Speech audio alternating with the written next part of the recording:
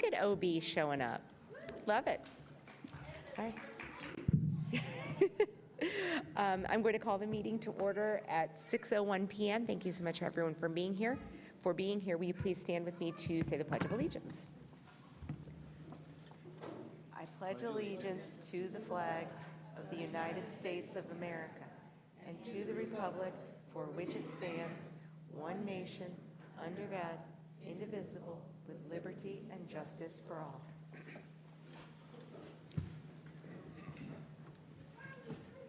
Thank you. Oh, it's so loud. I'm just going to sit over here. Kimberly? Sorry for the reverb. We're correcting that. Good evening, members of the Board of Education, Dr. Whipke, and the Ladue Schools community. Good evening, everyone.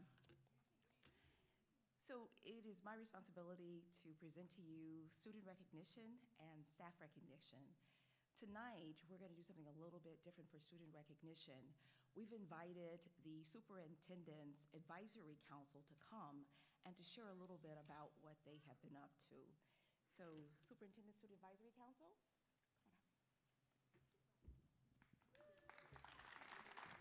You all can do better than that. I love the energy. That is great. I got you. Thank you. Thank you. Yep. Awesome. Okay. Well, hello, everyone. My name is Alex, and I'm Farrah Williams. I'm a sophomore. I'm Elijah Wallace. I'm a sophomore as well. My name is Austin Blake. I'm a sophomore at the high school.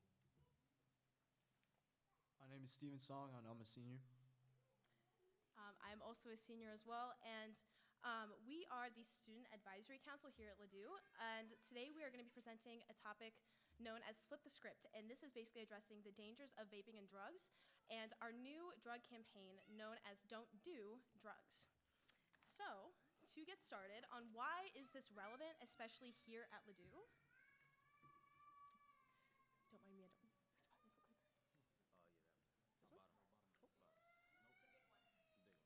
did click it. Okay, sorry about that. First time using a clicker, but we'll learn for next time. So what is, though, the Ladue Don't Do Drugs campaign? Why is this relevant right now? Well, I'm going to be completely honest with you guys as to why this is starting. There is a problem of drugs in our society, and specifically in our community. Whether you'll see it or not, whether it's visible to you or not, it's something that needs to be addressed. It's something that we as students have seen in our own high school. We've seen it through our peers. We've seen it in various different ways, social media. Honestly, you can name it. It is an issue. It needs to be addressed. So as students, since October 2023, we started to work on a campaign that we can bring to Ladue. So our mission is really to stop students from experimenting or using vaping, alcohol, or drugs, and it's a campaign to really also address the norm that surrounds it. Don't do drugs. So we want to raise awareness, we want to educate others, and really empower, honestly, positivity towards the school community for, honestly, a better future.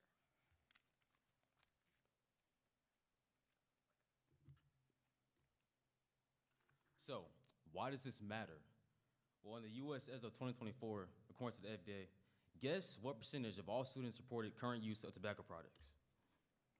Any guesses? 60%? 80? 8.1%, which amounts to 2.25 million of all students reported current use of tobacco products.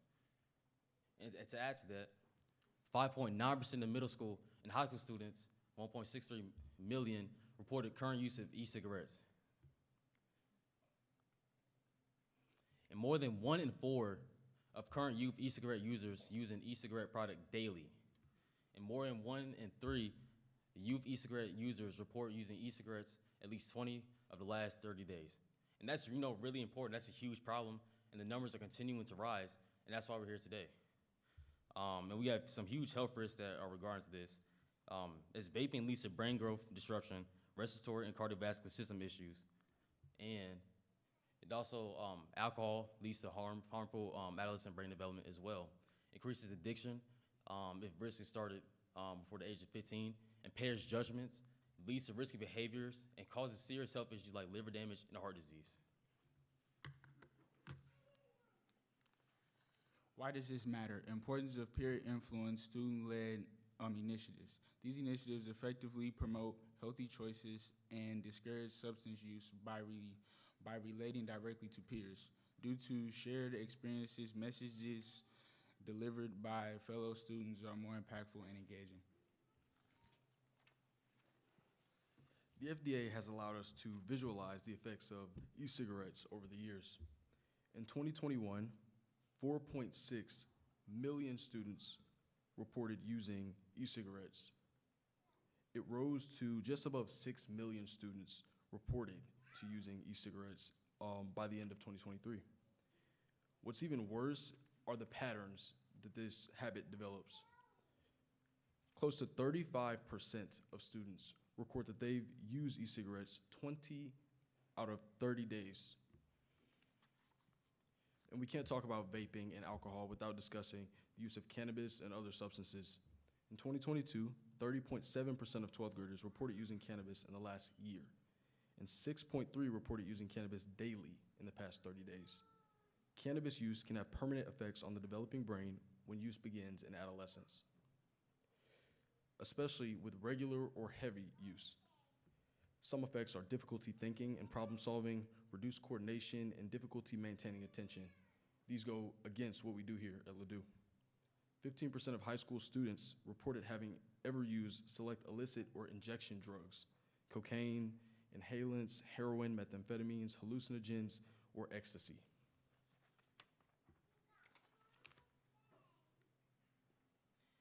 So you're probably wondering, with all this information that you've just heard, I mean, how did we basically decide to do something about it? Well, in October of 2023, we were invited to Dr. Whipke's Superintendent Student Advisory Council for the first meeting. And he gave us a challenge of basically, you know what? I challenge you to make a PSA advocating against drugs, advocating for your student body, and advocating for your future. So we essentially started out in that process by then brainstorming these PSA videos. And eventually we met up again as groups and decided to come up with a method that we thought was going to be the most effective to, one, gain attention of our students, but also just in general gain attention of our community towards this issue. So that's what we then worked on from April to May of 2024. We made these PSA videos that we're going to show you guys also, of course, in a minute. We edited them throughout the summer, and then now we are going to be focusing on outreach and kind of pushing this campaign further to really, really help basically connect with our community, which is essentially the most important part of this entire project in general. And so, of course, we created a creative ad campaign. And I personally have a big passion for film and videos, and I think they're just super engaging, and it's a great way to kind of tell a message. And so we created 3 different PSAs that, again, you'll see later. And our goal was to engage the students to inform, educate, and encourage healthy choices. And of course, we're very thankful to have TVs in the cafeteria all throughout the hallways, as well as billboards during big games, which is especially important because that's where you have the kids' and students' attention. And we wanted to kind of just send such an important message through these videos that you'll see right now. And so this first one is we wanted to target the dangers of vape pens. Specifically, you kind of see this constant theme of choice throughout all the videos, but this one's specifically about choosing the right pen. There's an ink pen and a vape pen, and you'll kind of see, you just got to see it for yourself.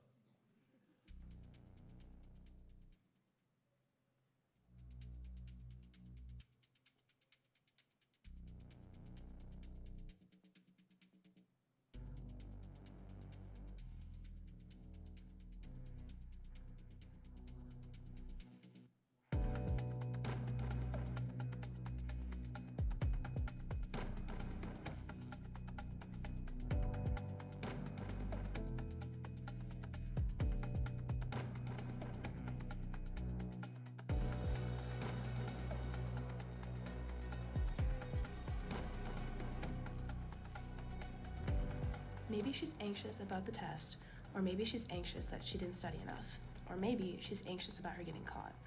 But when it comes to your education and health, choose the right pen for your future. I took the Ladue Don't Do Drugs pledge. Did you?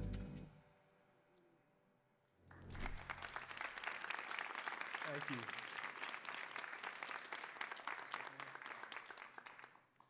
Now, the second video pretty much talks about how kids can pretty much do like different activities other than doing drugs. So that's what we talk about in this video.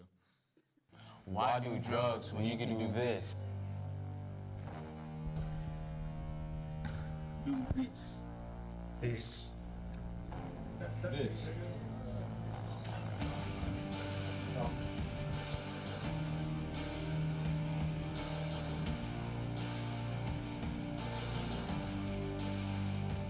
Choose greatness, not drugs.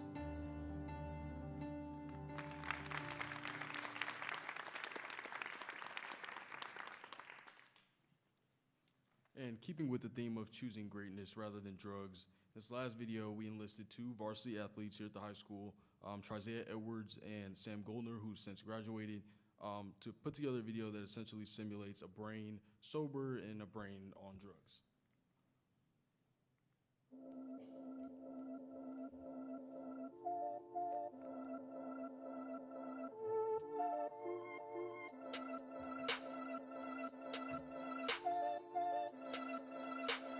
This is your brain.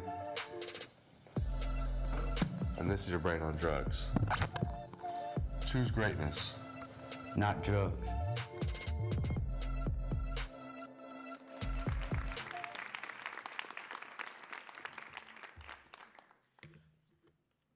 Our next steps are to spread the message.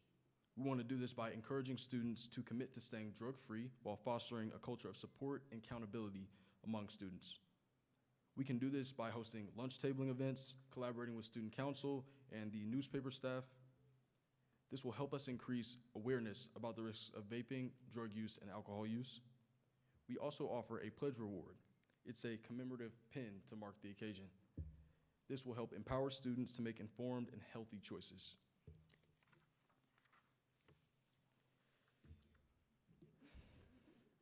And of course, Ms. Lee, we have Crimson for you.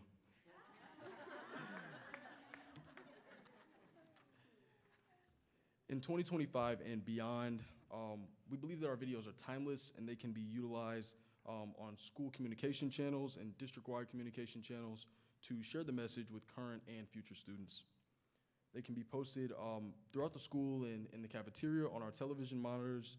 During sporting events, they can be played as well as during assemblies, played in the hallways, and of course we want to utilize the most important tool we all have is the word of our mouths by continuing the conversation and committing to not using drugs.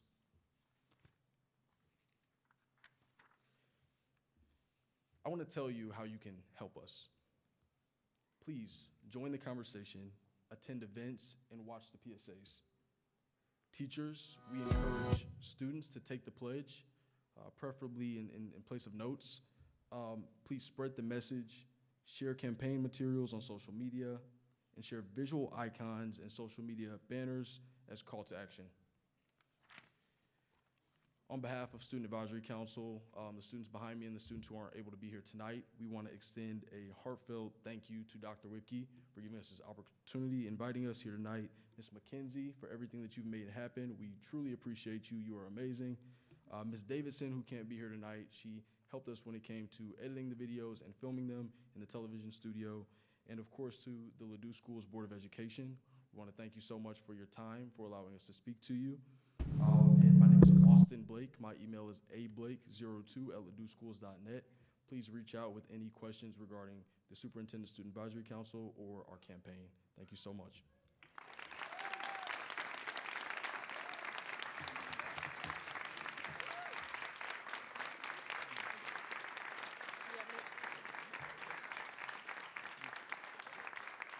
Thank you, thank you. We will now be opening up to a Q&A, so if you guys have any questions, we'd be more than happy to answer them.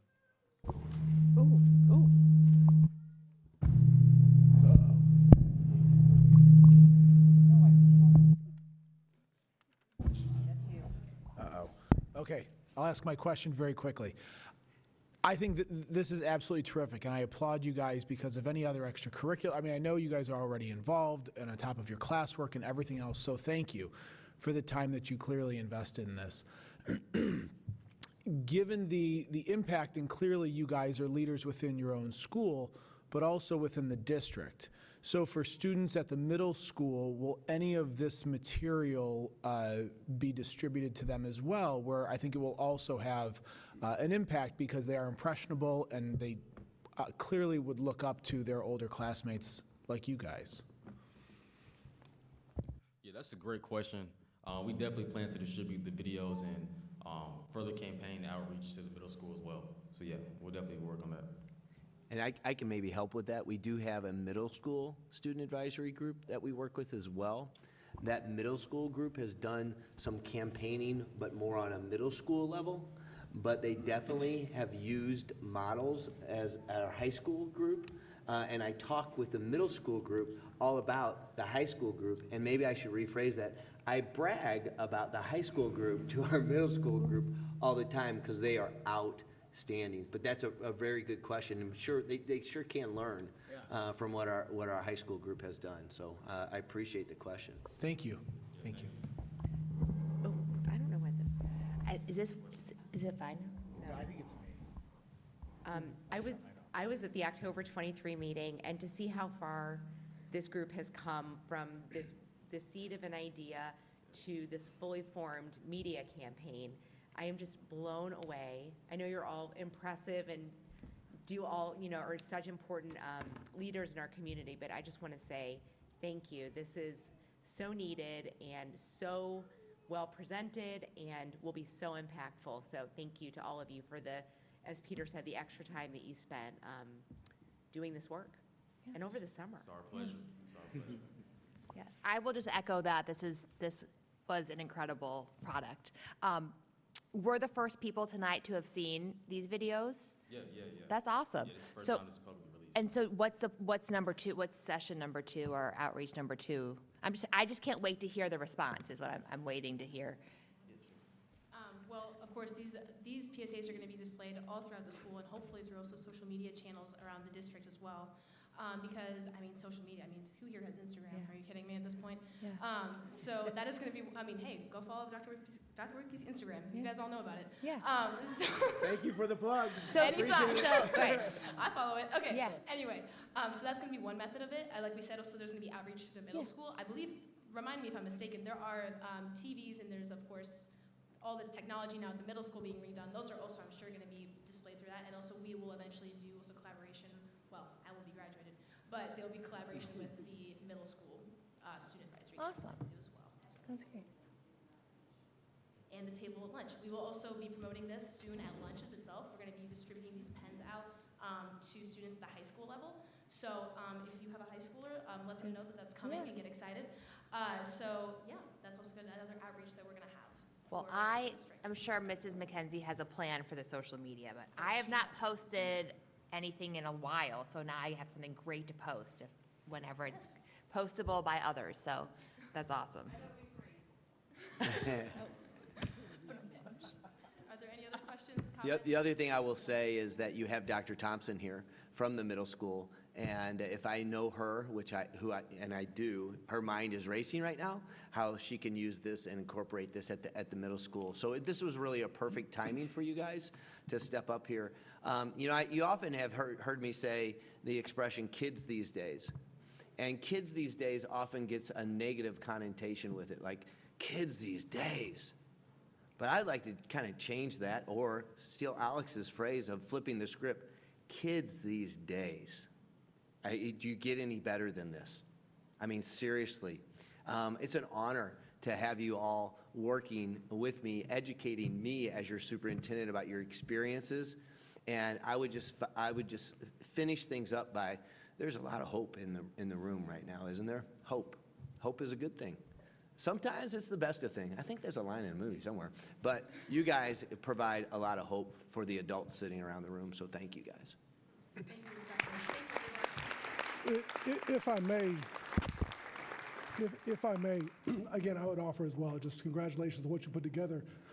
Having been in recovery for the last 30 years, nearly 31 years, I would offer that we also recognize there are going to be addicts and alcoholics amongst us in this room tonight, coming in the rooms as well. So I'd offer that you also establish how you communicate with the phenomenal social workers, mental health professionals, counselors we have in these spaces to make sure those who are struggling with addiction with alcohol, with the tendency to default to that, and it may be self-harm or other things, that we continue to stress utilizing those resources and wrap around our peers when we sense there's something going on with them that may be atypical to what you all are experiencing yourselves. And I'll leave one last comment. I get the opportunity, and I've been in part of these student board advisory committee meetings and seen you all in motion as you developed these PSAs to the level of excellence that we saw tonight. I am so proud to sit on this school board and to look at each and every one of you. I know the hard work that has gone into it. I know the courage that it takes to stand up and advocate for something, for your peers, for their benefit, but knowing that some of them are also doing these things that you're advocating for. And this is the reason why we serve. And so I am so very proud of each and every one of you. And I know that you will continue to do this great work and go on to do even better things after you graduate. So it is my pleasure to serve you. So thank you so much.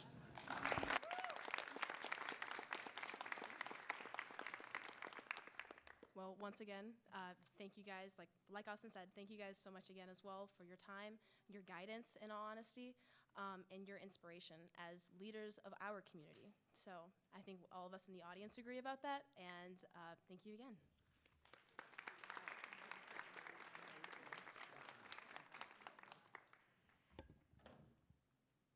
I have no words. So what I will do is I will invite Dr. Crabtree to come now to please share our staff recognition that's equally as moving. Good evening. Tonight it is my pleasure to introduce Miriam Gewurtz as this month's Excellence in Education Award winner. Miriam is an occupational therapist at Old Bonham Elementary.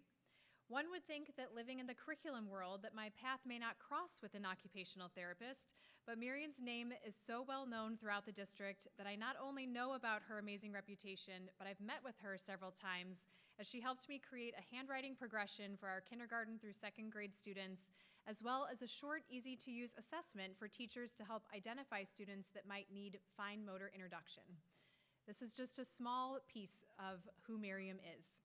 We will now watch a video about the many reasons why Miriam is deserving of this award, and then after that we will hear from Dr. Simon, the principal at Old Bonham.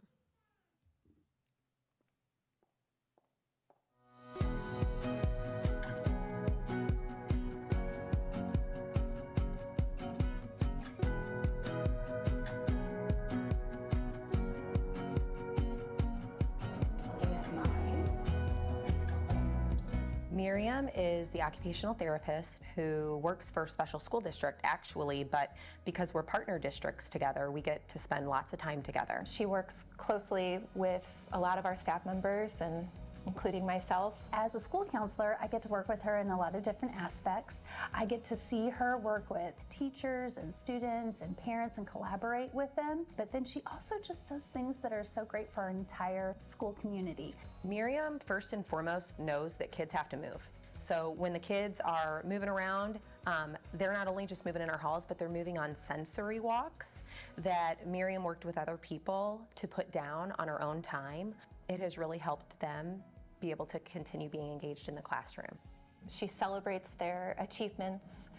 She also builds close relationships with our students and their parents, helping our students' parents even understand how their child's going to reach specific goals. She makes strong connections with students. She builds those strong relationships. You just see their faces light up whenever they're able to go into her room. They know that they're going to have an opportunity to release some of maybe the energy. And so by being able to do this and get the sensory needs met, they're able to go back into the classroom and they're able to learn and do the work that they need to be able to do. Miriam's an important part of our staff. Her teamwork creates an inclusive environment. There are so many different things that can just tweak a day for a student that can make it a lot better for them, that she provides answers for us on. It's just giving us a different lens to look through.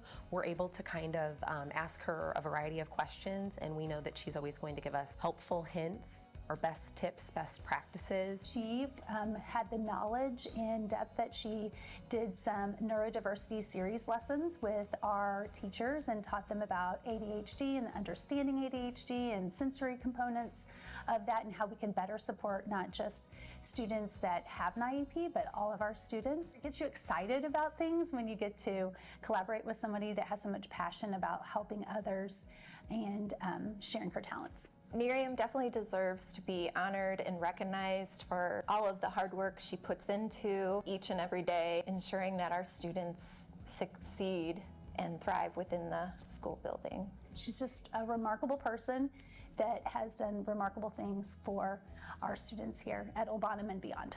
Miriam deserves this honor because she is always willing to go above and beyond for the staff, for the students, and it's because she loves what she does.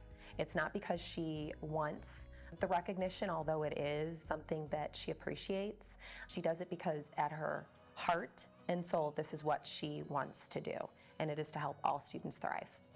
Congratulations, Miriam. You're very well deserving, and I am so happy for you and for our students and the lives that you touch for them. Thank you. This is a well-deserved recognition. We appreciate all that you do for us and our students.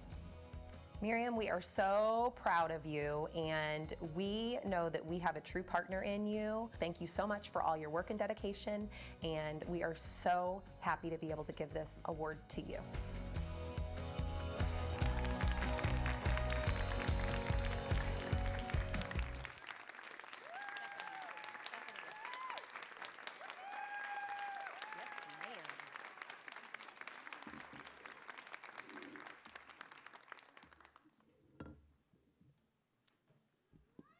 All right, as we can see from the video, from all of us that spoke and those probably that are here that didn't have a chance to speak, Miriam has spent her career making a real impact, from early intervention to creating a sensory gym for high school students in New York.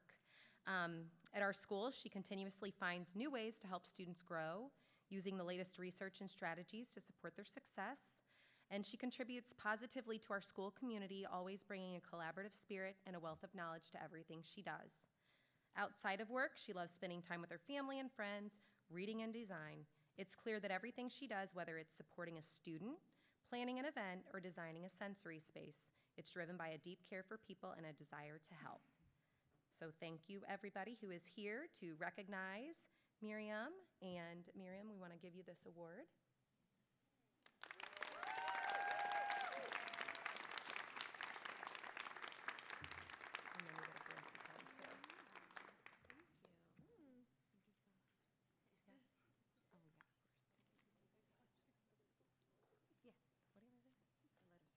Oh, here you go, Miriam.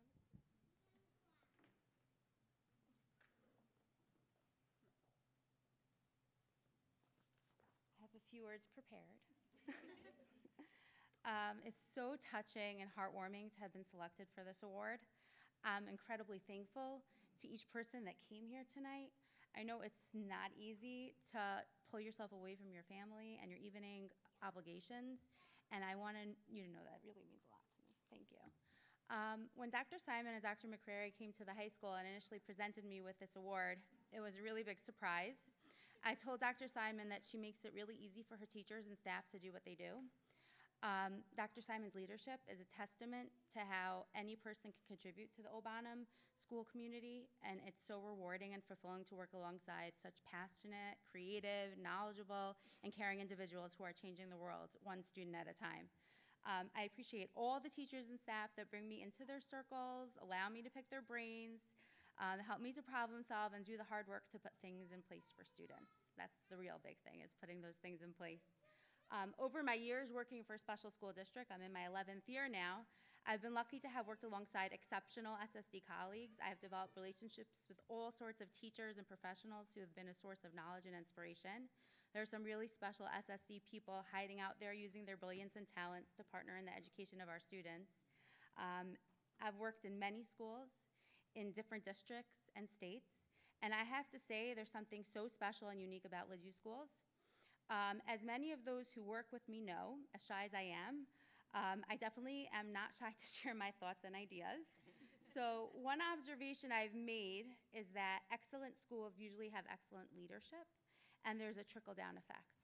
I'm so appreciative and grateful to be working alongside such wonderful leadership, staff, colleagues, and friends. Thanks again to the school and the district and all my colleagues for everything. It's really very meaningful. Thank you. We'd like to get a few photos of you.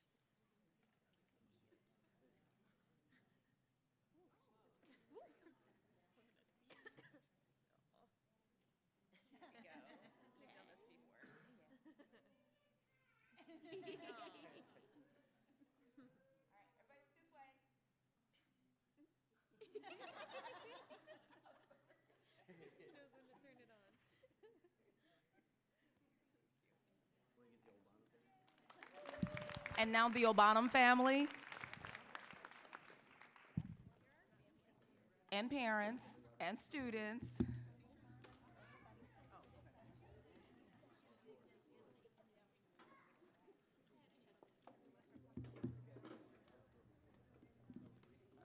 guys did so good. All right. Ready? All right, ready to put. 1, 2, 3. All right, you guys rock it, man. Is there more? Are there more?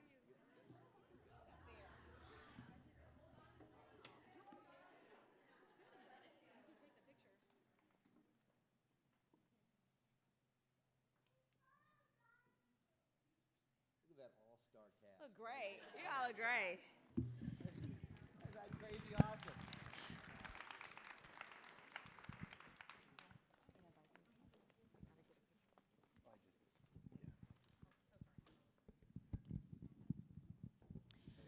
That concludes our recognition for this evening. Thank you. It is always so wonderful to see the OB community, and if you want to stay for this meeting, you are welcome to do so. But if you have, as Miriam said, other things you want to do tonight, please feel free to. Nice to see you all.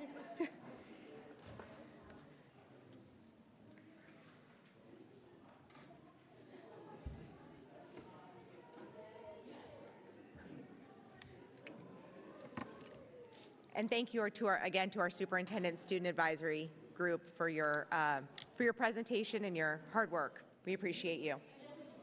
Of course. Such good kids. All right, we'll let Kimberly take the pictures. Yeah, I think I would share it. What? Oh, good, good. My computer will not charge. Like, I charge it. We need this table to have some stuff. No, Okay. I charge it. No, maybe it's not. So we do have some people who stayed. This is so exciting. Thank you for staying.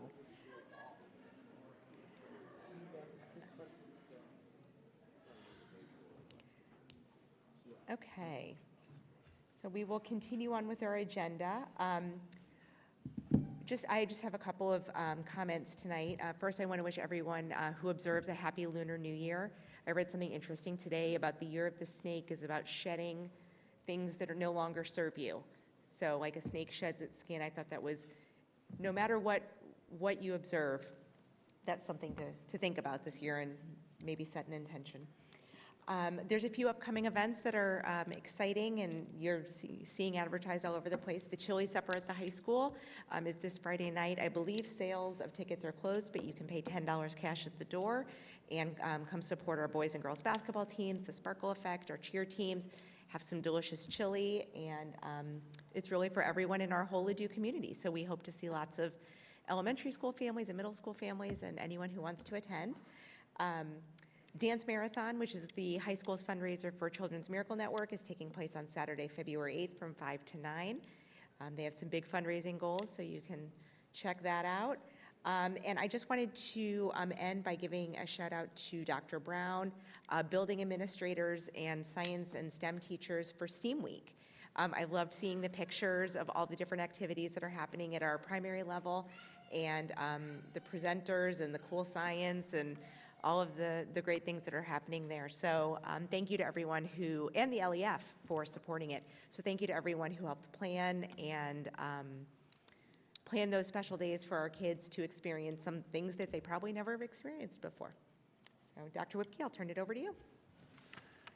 Thank you, President Rosen. I appreciate that. As we step into the first full week of January, can you believe I just said that? This is our first full week. I think we should celebrate, right? It's hard to believe that we have not had a full week.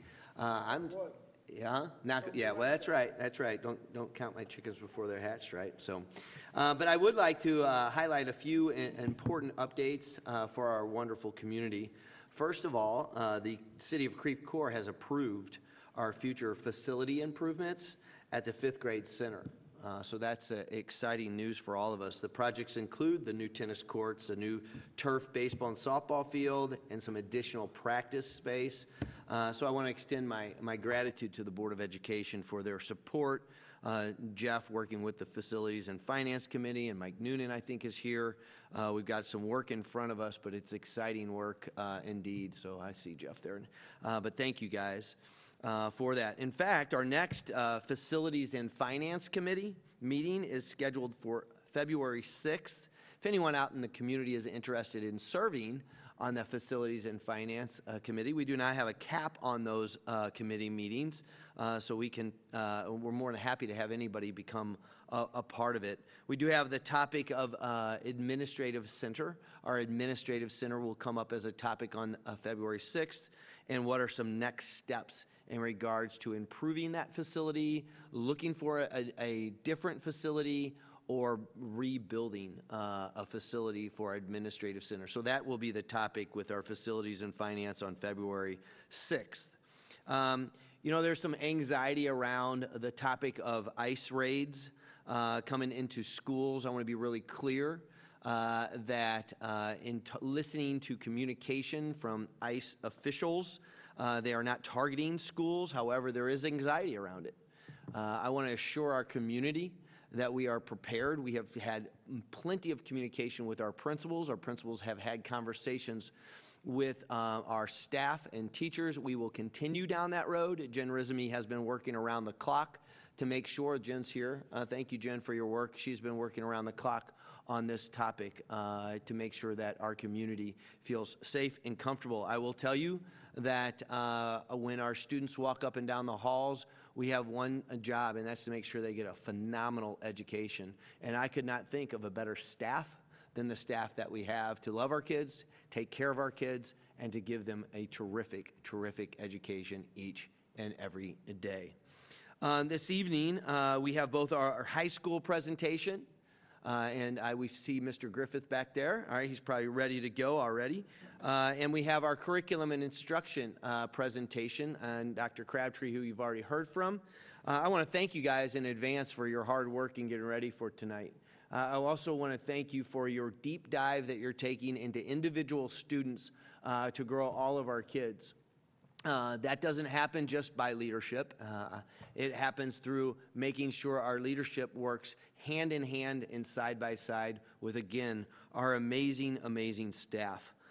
So thank you all. I did, and I really wish Old Bonham would have stayed a little bit for this, because Old Bonham is a special place. You could see that today by how many people came and were here tonight in celebration. I want to give them a special shout out, though, because they always go above and beyond with their day of service in honor of Martin Luther King Jr. Old Bonham consistently recognizes that day and promotes a day of service. So, in short, way to go, Eagles, right? Go Eagles. Wish they were here, all right? Sorry. That's okay. If you're driving around the district on Saturday or Sundays, you may notice our parking lots are full. What a great feeling that is, that we have community education programs that are in full swing. It's wonderful to see that our students and our community members are using our facilities on the weekend.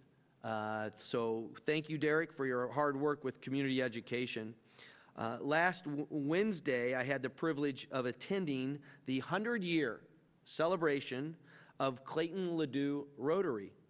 While there were no founding members in attendance, I can tell you it was an incredible event, and it was fun for me to be able to honor the Rotary's years of service to the community. Lastly, I want to celebrate our talented students who were selected to the all-state choir and performed at the Lake of the Ozarks last night.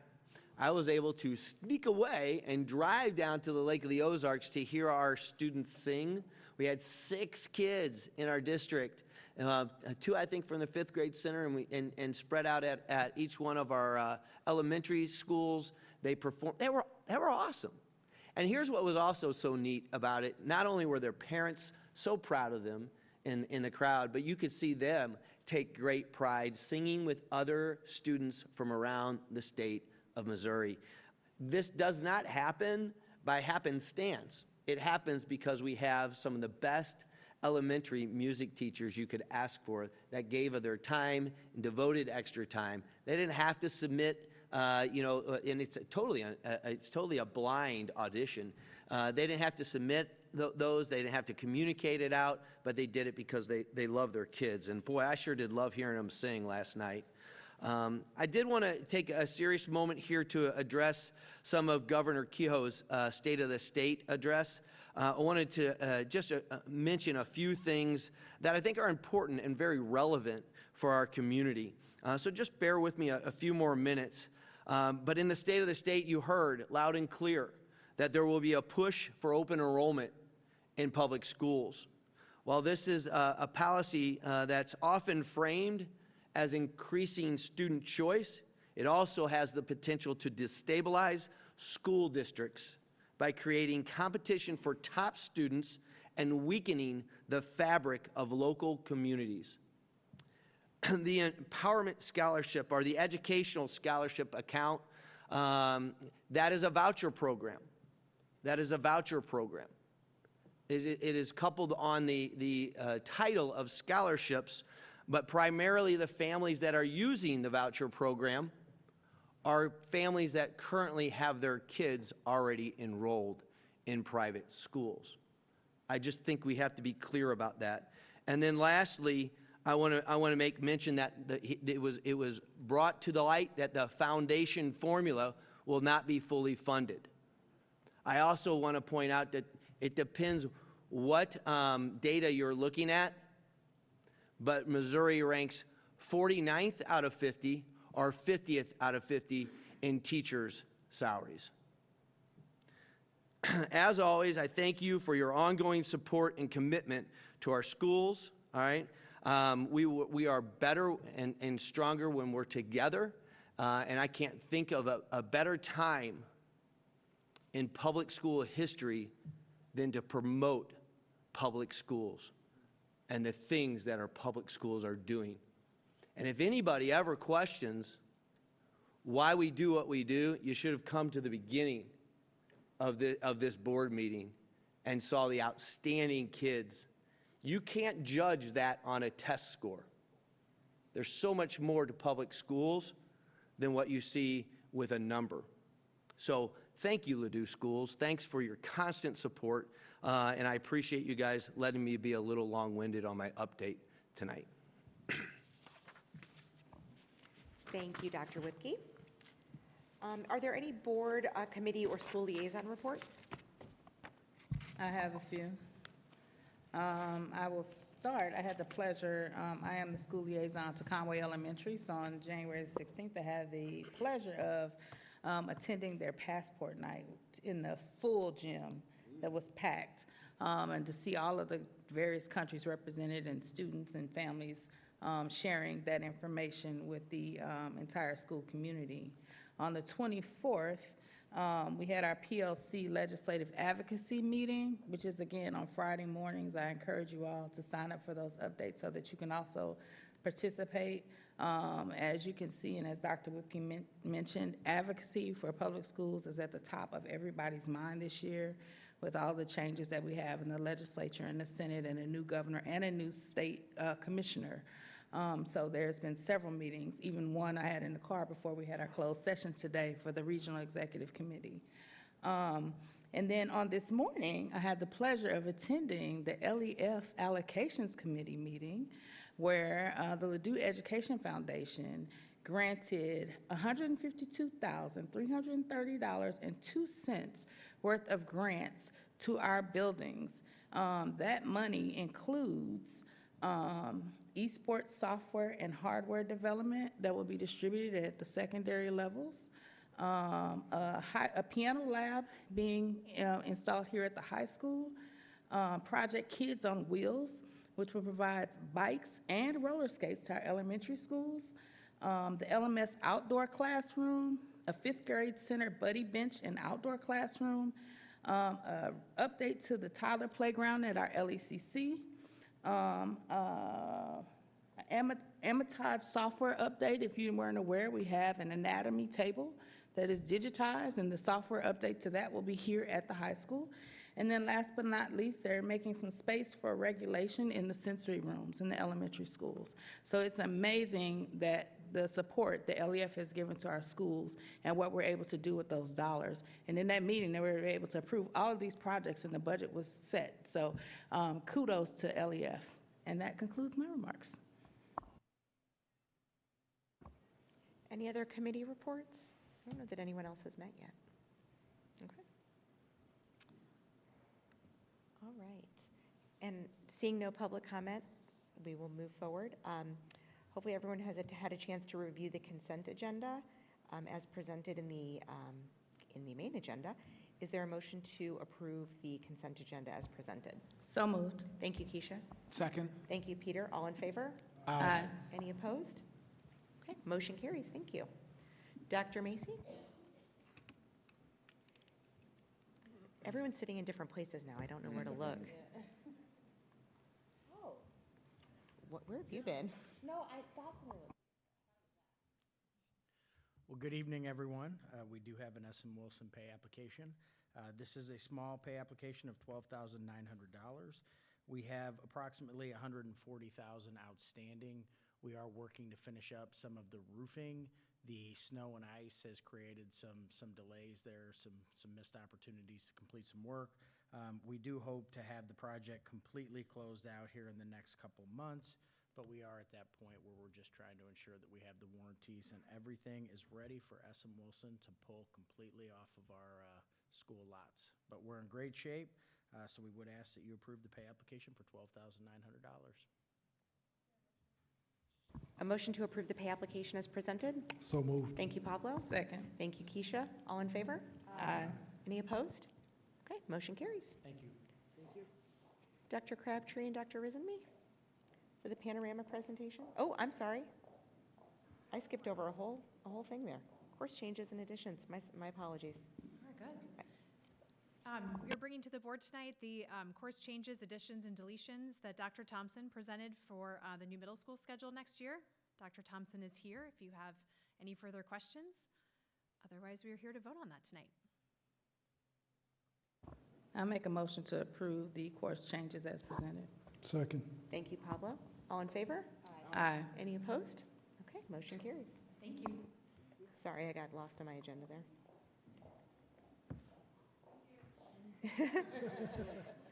You don't want to stay? What? Or just kidding. I'm just. She said no.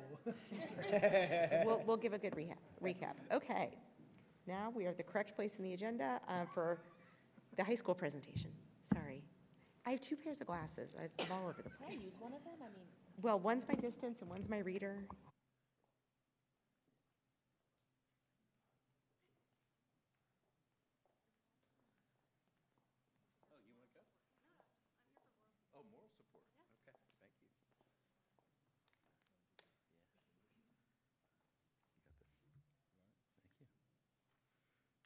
Okay, well, good evening, everybody.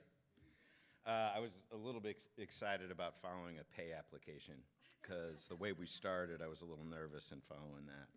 So thank you all for the opportunity to give you all an update on the progress that we are making and the things that we are working on here at the high school. I am joined and co-presenting tonight with our digital learning coach, Adam Steerett. His nickname is the Jose Oquendo of our building. There is not a single thing he can't do. He's the secret weapon. Yep. 80s baseball reference. All right, so tonight I am going to highlight some big picture accomplishments since the last time that we met in February, and I will be bragging. I will do my best to make it a humble brag, but the reality is that we're going to be bragging on our kids, so that is a really great honor for us to be doing and celebrating here tonight. So I get the unique opportunity, as do all of our staff and all of our students, every Thursday morning to get to walk into our janky entrance and hear the incredible talents of our orchestra students, of our band students, of our choir students, individual, solo performances that creates a vibe when you walk into a space that it's Thursday, right? And we're gonna make it, right? And it is just an incredible showcase of that spirit, of that feeling when you walk into a space.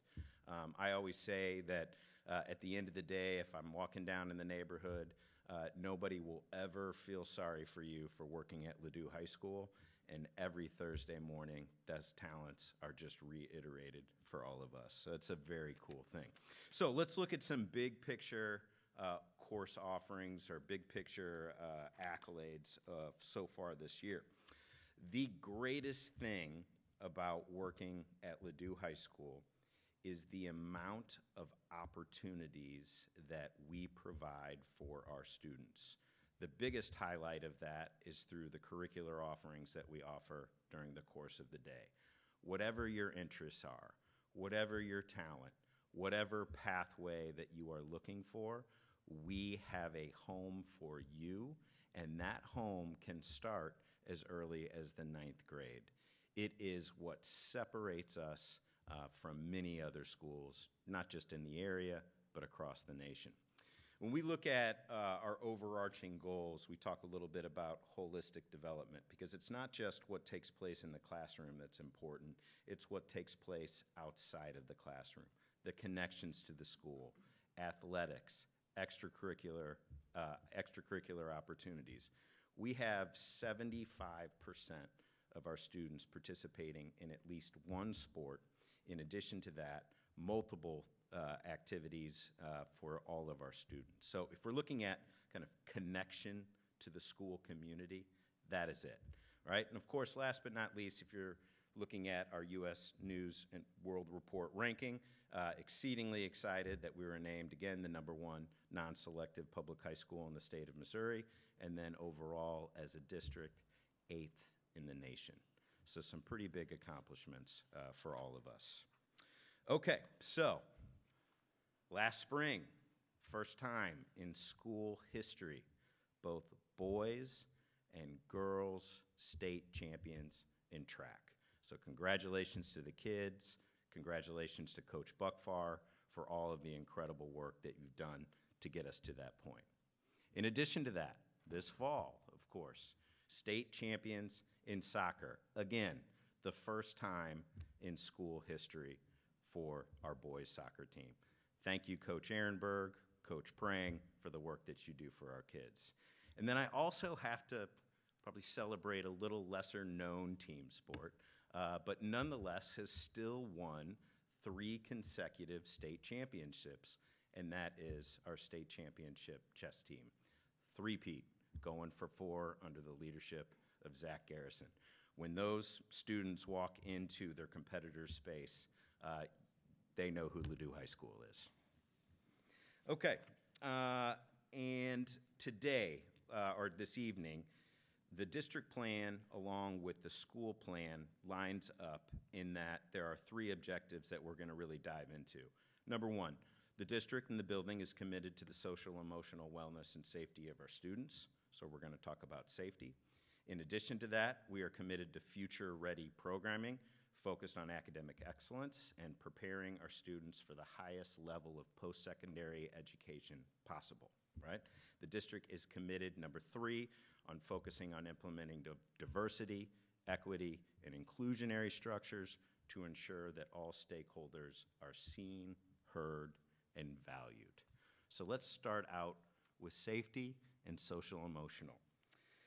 So one point of pride is that a number of years ago, in this case 3, our teachers made it very clear that they were concerned that they did not have the attention of the students, that there were a number of issues that occurred as it related to instruction and distraction.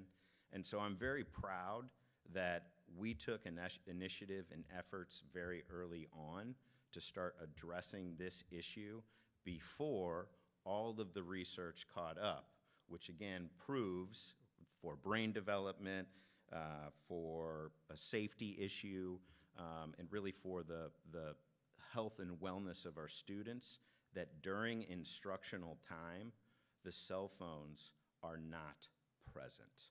So we're going to continue on with those efforts, and that being making sure that our kids, while they're in our space, are again, the phones aren't present and aren't a distraction. In addition to that, as you know, we've implemented a weapons detection system at sporting events. So thank you to Nick and our athletic staff in pushing those initiatives forward. That is, again, looking at the safety, the physical safety components of our building. I would say, last but not least, but one of the ongoing moving targets that we have is that we have a number of doors. We have 1,400 students. We have and must have a continued vigilance and focus on our doors, our access, our egress, on supervision, and making sure that, especially during the school day, that remains forefront amongst the minds of our students and forefront amongst the minds of our staff. So while the physical measures of safety are critical, we are also looking at the social emotional components of providing those supports to our students. I am happy to say that we have the most amazing counseling department that has implemented this school year for all of our sophomores a nationally recognized curriculum in 3 increments in the first semester and in the second during seminar of really providing the educational resources, tools, and identifying what are the issues that our students are facing, providing them with strategies not only to recognize them within themselves, but then in addition to that, recognizing them in their peers, and then lastly, making sure that they have the resources and then the ongoing support that they need to address those issues in real time. So thank you to our counselors for that implementation. And then also new this year is really working through, along with the grade level administrator, the counselor, our school nurse, if something does happen and a student is in crisis, that we have a systemic and organized plan for how we go about communicating with the student, communicating with the families, dialing in outside resources for ongoing support for our students. So getting very clear in that is a goal that we've had throughout the course of this year. It is now my pleasure to turn it over to Mr. Steeritt, who's going to talk about the professional development initiatives that we've issued or that we're working on here at the high school. All right. Thanks, Brad, for the invite to come up here tonight at a board meeting in the evening. I have to put a jacket on. So every year, our goal is to produce relevant PD that aligns with our district objectives, but it also kind of hits the specific needs of the high school staff. And so through surveys and observations and other forms of input, we try to create our anchor themes that then drives the whole year's activities through PD. And so this year, we decided through discussion that the 3 anchor activities and themes would be our building universals, our Marzano instructional strategies, and then of course, AI. So it's safe to say that consistency throughout a building leads to stability and success. And so with that being said, the high school has determined that what we want to be consistent in the following 5 areas are using e-hall passes to help keep track of kids during the class day.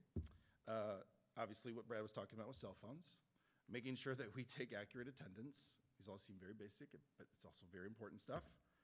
Communication, and then also providing consistent classroom expectations during time in seminar. And that is to say, seminar is an effective time where we have teachers who can take a break from such the driven core curriculum, and they can kind of do check-ins with kids and get to know them, and they get to know them through the course of their entire 4-year career here. And so those relationships get stronger, and so those little gaps that can happen sometimes during a school day and a school year get met during that time. Selfishly, I also slipped in a little 5A. You'll notice that laptops, if you were to talk to Dr. Brown here tonight, we have some work to do when it comes to consistent use of our laptops. And so we want to try to infuse that into our PD as well. So if we move on, so obviously with Marzano's instructional strategies, it's another anchor that helps our staff work and spend time with their curriculum development. So as they write lessons and work with lessons together, the development of assessments and classroom management, those all have to be a part of what we do during every PD. Our third and final theme, which is I think why he actually called me up here, is this whole thing about AI. On November 30th of 22, the world was introduced to ChatGPT. And not since 2007, when Steve Jobs introduced the world to his little phone, has something had such a cultural impact. AI has taken all the impressive stats that the iPhone explosion was, and it has lapped them by 100 times. So what did AI PD look like at the high school at first? It started with one singular focus, and that was how to block it and get rid of it and not use it. And so we had the fears of how do we prevent cheating? How will we ever be able to trust the authenticity of student work again? We licensed and rolled out these detection apps down below. You see those. There's Brisk, there's Turnitin, there's GPT-0. These were all components of just trying to stand in front of this oncoming freight train of how do we calm the fears of everybody. But the good news is that we kind of caught our breath, and valuable members from the high school, names like Garrett White and John Frank and Zach Garrison, they all came forward. We all hung out in my office. We had some similar discoveries. We had some similar interests with AI. And so along with the admin, we started to ask questions, and we started to put things in perspective. In other words, we tried to make AI useful and smaller. So we came up with some plans for PD. So over the course of the last 2 to 3 years, these have kind of been what we focus in on as discussion topics for PD. These are our PD sessions.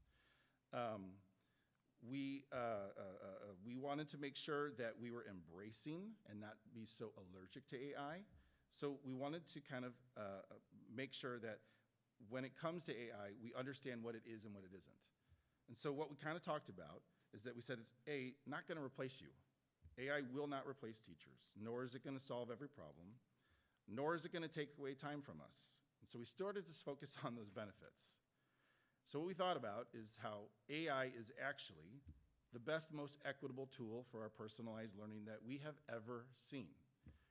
AI is leveling the playing field for all learning styles. It's differentiation in seconds. It's the tutor for the forgotten kid that sits quietly in our classes. It can harness potential. It can catapult kids into levels of success that they didn't think they were possible. A finishing thought. The current version of AI that we know is actually going to be the very most simplest version of itself. And that's to say AI is a baby right now. And so like all technology, it's going to grow, it's going to update, it's going to improve. And that's intimidating. But I think the work that we're doing at the high school and throughout the district, it's created a healthy respect and curiosity for it. So we're pointing in the right direction. We're going to continue to ask questions. We're going to experiment with it. We're going to educate each other with it. And I'm hopeful about our next steps being focused on how to equip the kids and the staff to leverage it and expose its functionality. The prompting and the use of these new language models, I think, is going to be the new set of tech and life skills that we need to make valuable for the kids. It's immediate. The impacts are immediate for the entire community. And so it's work that I didn't see coming. In my almost 25 years here at Ladue, I've never been a part of something like this before, but I'm very excited and slightly scared of its potential and its impact. And so as you move forward and you kind of talk a little bit about how we're trying to get this into the classroom on a micro level, I wanted to share earlier about those anchors that it comes to when it talks about instruction here at the high school. The macro lanes are the 5 universals in Marzano and AI, but the micro work, which is to say the hands-on approach, is how it happens in the classroom. And so the true anchor of these instructional coaches, which is Rebecca and Hannah and myself, we are trying our best to prioritize and support our availability for our new to Ladue teachers. We want to try to get in every classroom. The visits have allowed Hannah and Rebecca and myself the opportunity to see the value and the need for interdisciplinary work throughout the departments. We're trying to support tier 1 and 2 interventions. We're obviously planning like crazy and designing our building-wide PD. But most of all, I really kind of emphasize this. We love to work and plan with teachers, which requires us to do a lot of listening. And so we try to press pause and slow things down in our office and work with everybody. Brad. And what better way in talking about the professional development and professional learning of what's next with staff to also then lead into goal number 2 to ensure that that transcends to students.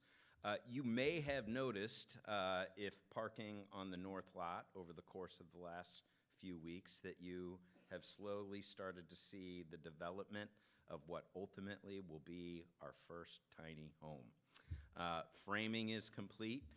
When I came to you 2 years ago with the idea, we said that we were going to have our kids design, build, physically place a tiny home along with the finishes, with the electrical, with the plumbing, with the roofing, which is coming next week. I had to tarp it up for the rain. And that they were going to get to do this here on our campus. And so we are at a point right now where we're beginning to see the fruits of that labor, as are our children who are interested and curious about what is taking place in our redesigned construction innovations CAD programming for our students. So it's a huge celebration that could not have happened without your support, could not have happened without the LEF, and could not have happened without Bill Edwards, our amazing teacher, help supporting our kids. In addition to that, Dr. Rapoff last year gave you updates on what was new at the time, the Make It Count and early college program. Both of these programs are through St. Louis Community College. I am pleased to say that we now have 6 students that are in our early college program, which means that these students are taking classes that are earning credit for high school and will walk from Ladue High School with the Ladue High School diploma and an associate's degree from St. Louis Community College. For those that didn't want to commit to that early on in their junior year, new this year, we've implemented the Make It Count program. We have 7 students that in the second semester of their senior year will be taking college classes at St. Louis Community College, earning, again, credit for St. Louis Community College and also a high school diploma from Ladue. So big accomplishment there. Ladue Opportunities, as an update just from last year, last semester, our students earned 58 units of credit in one semester for the students that are enrolled in Ladue Opportunities. We had 3 students who came in that were credit deficient, and through the use of Ladue Opportunities, those students graduated a semester early. So these are opportunities for kids. They're opportunities to remediate credit, or they're opportunities to get to that next stage, that next post-secondary plan, if they so choose. We're continuing on with Pause and Catalyst, and anxious to see what those numbers look like as our students are currently signing up for those classes. While all of that stuff is incredible and wonderful, I do want to mention that the vast majority of our students are taking our on-level, advanced, and AP courses in our core curriculum. And so these opportunities are awesome for kids, but I think we always have to be mindful of what that experience looks like for the vast majority of students that are benefiting from our curriculum, and think, how do we help support those teachers that need the resources to make sure that they can continue on doing all the phenomenal things that they're doing. Okay, student inclusionary highlights. So from Panorama, and you're going to hear some more data from that in a second, our students reported an increase in feelings of diversity and inclusion here at the high school. In addition to that, from our Panorama data, we have a 7-point increase in the feelings of safety from last year. The goal, right, of course, in everything that we do is work to create a safe environment for our students. I am also pleased to share that our Ujima Affinity Group will be heading to Howard University here over the course of spring break.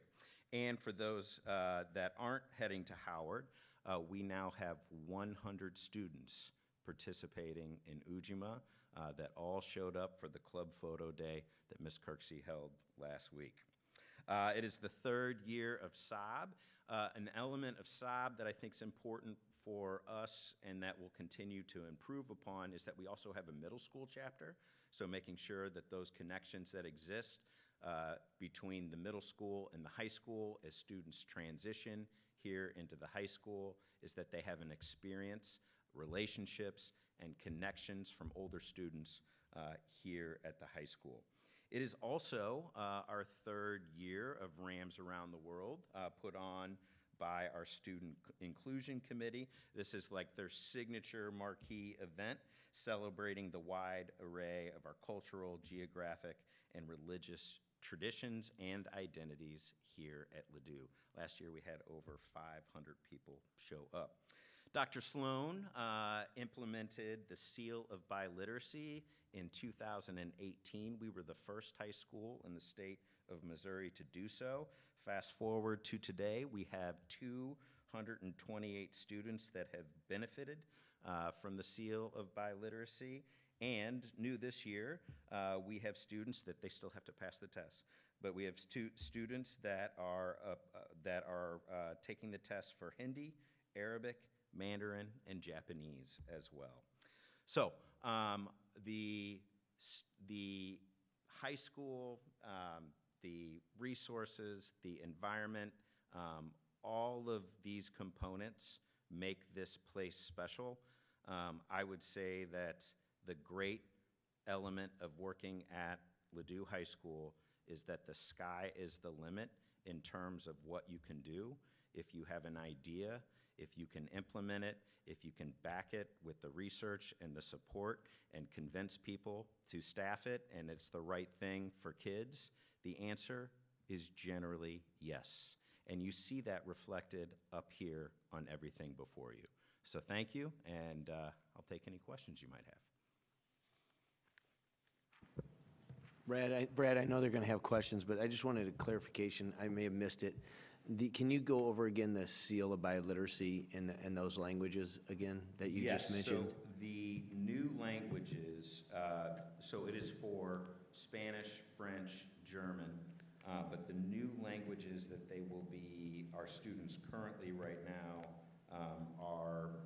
they have to take the assessment, are Hindi, Arabic, Mandarin, Chinese, and then Japanese. Wow, that's great. And then my question, Brad, for that is that because of online presence, or is that things that our educators have done in the classroom. We've had conversations around like Mandarin I mean, it's hard to find teachers, right, that teach that. So how are they getting certified in that area? They likely already have a background in said knowledge. We're not offering those courses here at the high school.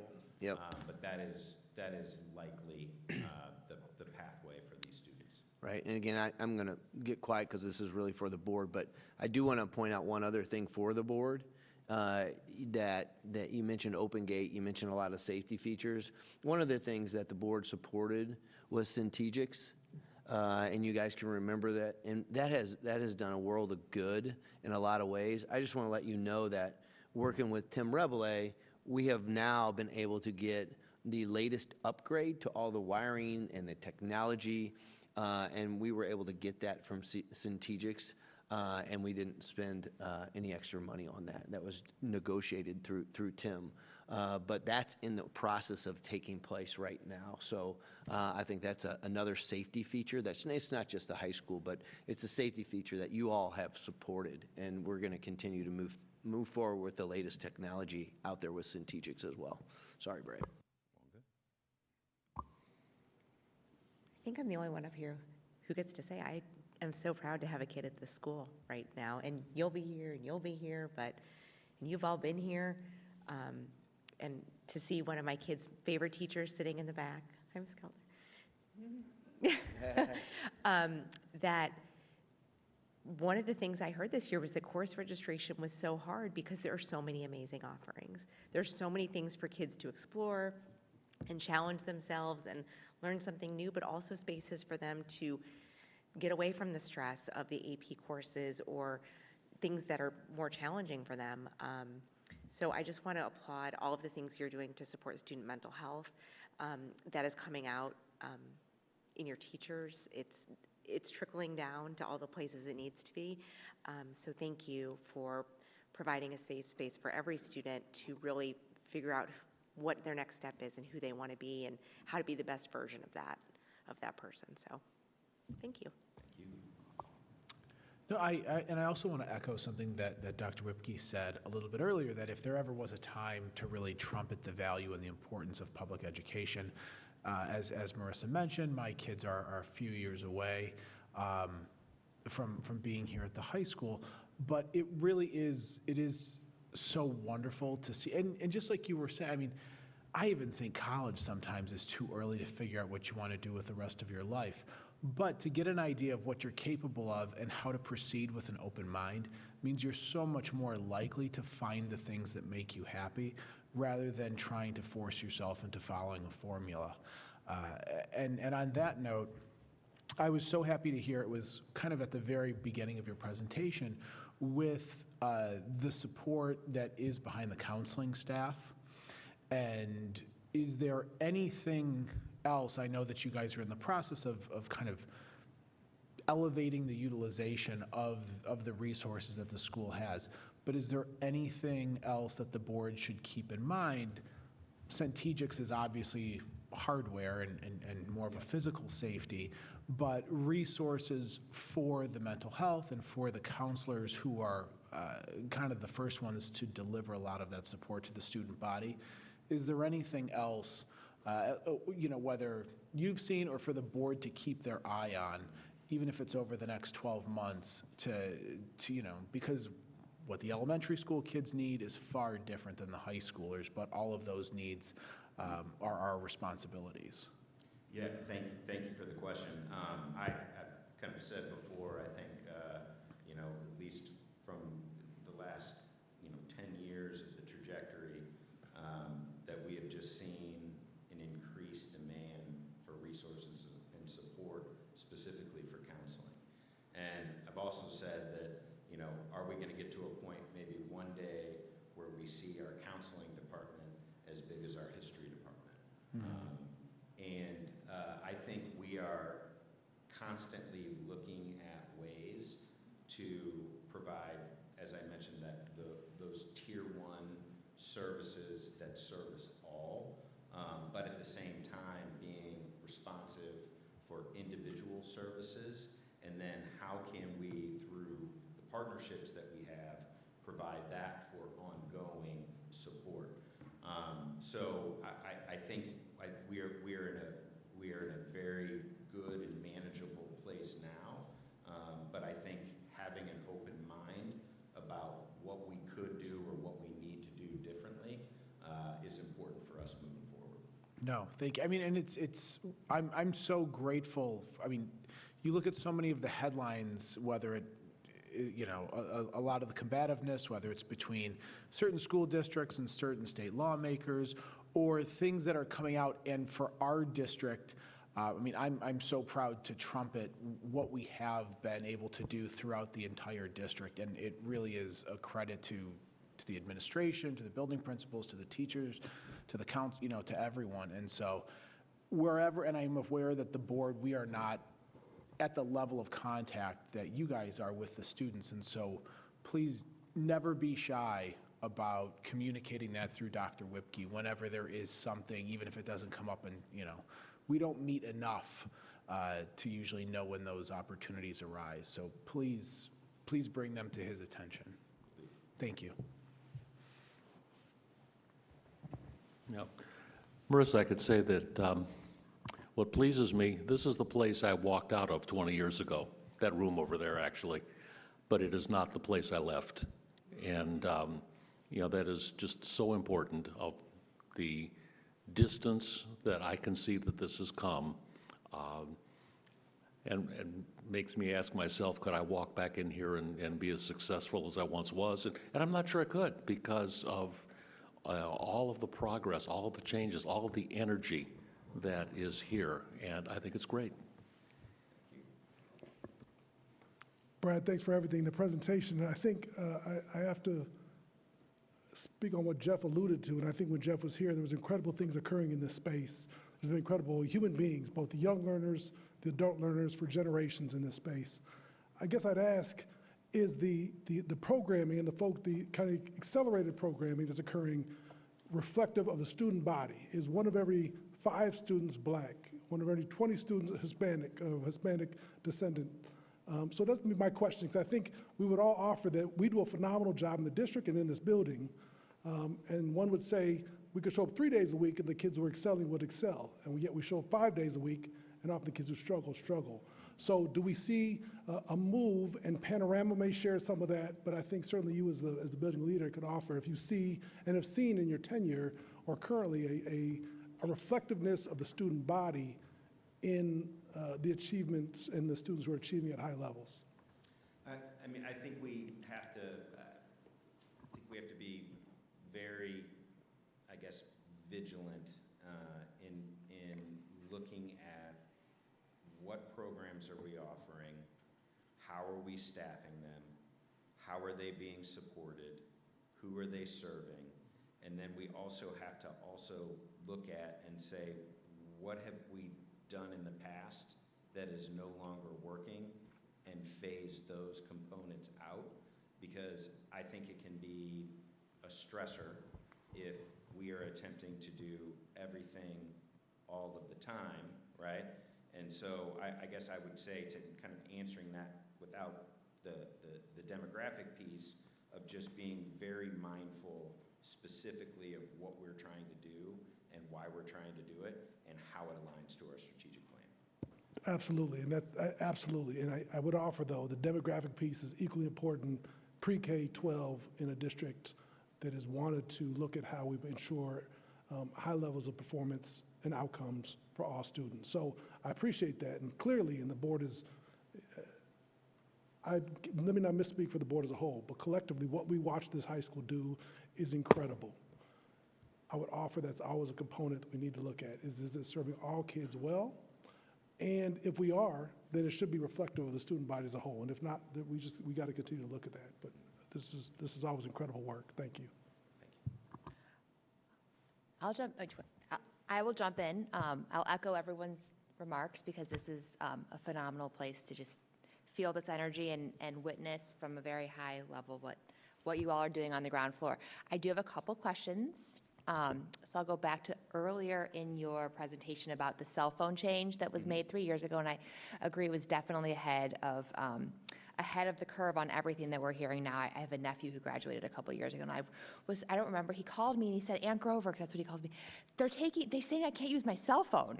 Like, I'm on the school board. I don't know what you're talking about. Go talk to your grade level principal about that. I don't know. But what are you hearing in your public school principal, administrator channels, locally, regionally, about the use of cell phones in non-instructional time?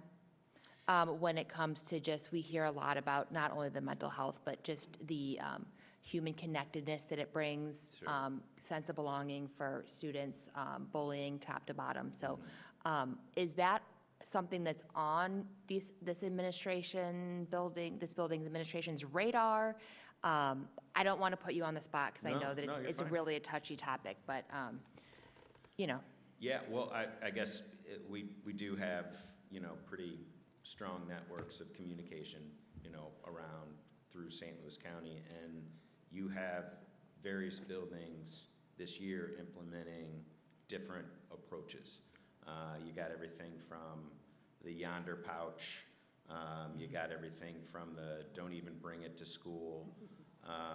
You've got, and then you also kind of have to, and this goes to kind of the staffing as well, you also then have to kind of think about what enforcement looks like. And so when we're talking about like 25 minutes at lunch, what does that look like in terms of how that gets addressed? Other campuses have gone throughout the course of the whole school day, but oftentimes teenagers have the habit of finding ways around systems. So I think that is one thing we're looking at to answer your question. Not even from a disciplinary, because I know there's going to be rule breakers. You could be talking about, I know this was a wonderful video for a fact, but how easy it is for a high school student to vape with a pen during a test because it looks like a pen. So, and we're talking about cell phones, but if there is a school, I'm not saying there should be, if there is a school policy about leaving it, and not even the pouches, nothing leaving it in your backpack that you carry around because you won't use a locker, zipped up all day, and there will be a punishment for bringing it out. Of course, the enforcement is not going to be perfect. Does that go to larger sense of belonging issues, whether it's just how kids feel about themselves in the school day, if they're withdrawn, if you are not on your cell phone in the lunchroom because it's against policy, are you connecting with students you otherwise never would? Are you finding relationships with kids you went to 5th grade with that you never spoke to because you have been on your cell phone for the last 6 years when you're not in class? Does that go to a lot of what Pablo talked about? Is this a good experience for every student? Are they connecting with teachers they didn't know they had connections with because they're spending the extra couple minutes talking to a teacher instead of using passing time on there? So if that's, I am just a community member and a parent, and so I don't want to say, I'm not getting on any sort of cell phone anxious generation. But it seems to me that when I do bring it up, I get a lot of response about enforcement, and I gotta say that if there is a sense from our administrators, which I don't know there is, and our SEB team and our SEL professionals, that this is something that is good for every kid, no matter who you are, if you're a high achiever, if Pablo said, if whatever it is, if it's good for all kids' mental health for all these reasons, and we believe that for the most part, our kids do try to live up, like we saw, with Mrs. McKenzie's students, who try to live up to the expectations that we put out there for them. You said 90-something% are, in the main curriculum, and that's the expectation of the school, and then we have all these other opportunities to reach students who are finding other ways to find themselves, whether it's, all these wonderful programs. But if it just comes down to saying they're not going to follow the rules and therefore it's not worth trying, I feel like if there's a kid on his cell phone and he's breaking the rule and you don't catch him, that's okay if the greater good is met. And I don't know if that's something that is being discussed in your principal worlds as a student of middle schoolers in the district. I don't know, I feel that is to me my own human response to the research. So I don't know. If that's something that's out there, I would love to hear about it. If it's not out there, be stay in your lane. We'll let you know when it's out there. No, I think, and it's not, and I don't don't mean to hang my hat on enforcement. The way we went about this to begin with is we went to our teachers and we developed the buy-in and the support with them, right? Their, reflections on what that meant, which enabled us really, I think, to launch into this in a way that we had a unified approach. I think if we were to look at adjusting some of those pieces, I would want to make sure that the sentiment is shared amongst us as a collective. I think that's an important, I would say, maybe first step for us to take a look about if we were to then expand out. The second part is for those schools that have implemented, let's talk with them. Yeah. Let's see what that looks like. Get that feedback. And then that would help inform, what next steps would be. I would say we're in a very good position right now in terms of our own practices here at the high school. But like anything for tonight, it doesn't mean we look at things differently or think about what could be next. Yeah. And I will say, I think that I don't think this is an issue. I mean, if there's a bigger national issue with kids and their mental health, which trickles all the way down to everything we've talked about tonight, that's one thing. But as a community, I don't think this community is unhappy with the current practices. So I'm not trying to say that there's some sort of, I'm not getting to that. I mean, I do think that the students are respectful, the faculty is respectful, the parents feel comfortable. I don't think that there's any sort of. Part of the thought process there too, Jennifer, and the high school went a year before the middle school, but the middle school is supposed to be, and you always have your exceptions, right? Totally restrictive, right? So they're not having it out at lunch, they're not having it out at recess, but there is a sense of responsibility to teach appropriate use and when to, and how to be able to put it away, and when you need to put it away, and during content times, it's a time to put it away. And so that's a struggle that I think a lot of districts have had. And of course, this is a hot topic amongst superintendents. So I hear the superintendent debate back and forth. And so if you are going to have a less restrictive process, I think we all agree with the philosophy, phones need to be away, right? We're in the classroom, we need to learn, we need to be focused. We've learned over time. But as I mentioned earlier, it's more than just a number, it's more than just a test score, it's also a responsibility of how to be a responsible citizen with a cell phone. And these kids are gonna go off to college. Can we teach them the discipline that they need to be able to be off of cell phones when they have no one watching them, right, about that? So that's been a conversation that's been had amongst superintendents. Brad and I have actually talked about this. And, we had a summer institute, and I know you all know this, but we had a summer institute where we actually turned in all of our cell phones as an administrative group. Brad had to turn his cell phone in. The assistant principals all had, and it was hard. It was hard. So, I think that we are all looking at this as a district. But to your point, should we have conversations around this topic? Absolutely. I hear what Brad is saying. Should we talk to our staff around this topic? And do we need to go to a more restrictive process at the high school? I hear what Brad is saying with working with the staff on that as well. I had a question. Are you done, Jennifer? We can circle back. No, go ahead. I just took up a lot of time. I don't want to take up more time. So and this is, you hit on the AI, which is great. I mean, that is same sort of with the cell phone, sort of embracing where this is going and how this is changing. And, in 2010, we'll call it, I mean, it changed high school social dynamics for the rest of time. And this is going to change, so much about that as well. Has the honor code at all, I think I maybe saw this. What was added or not yet to the honor code with respect to AI? And where is that going in? Kind of in the detection component, so like when teachers are curious or have a suspicion that AI was used to generate a piece of work that they turned in, a student turned in? Is that what you're kind of talking about? Yeah, kind of. I mean, when are you kind of? So at first, we had it tied into literally how we treated plagiarism. Yeah. And so that was kind of how it first happened for that first year. And then as we've moved forward, I know Dr. Brown's created a policy for the district that you guys actually approved that Yeah. includes kind of the big why and the big how.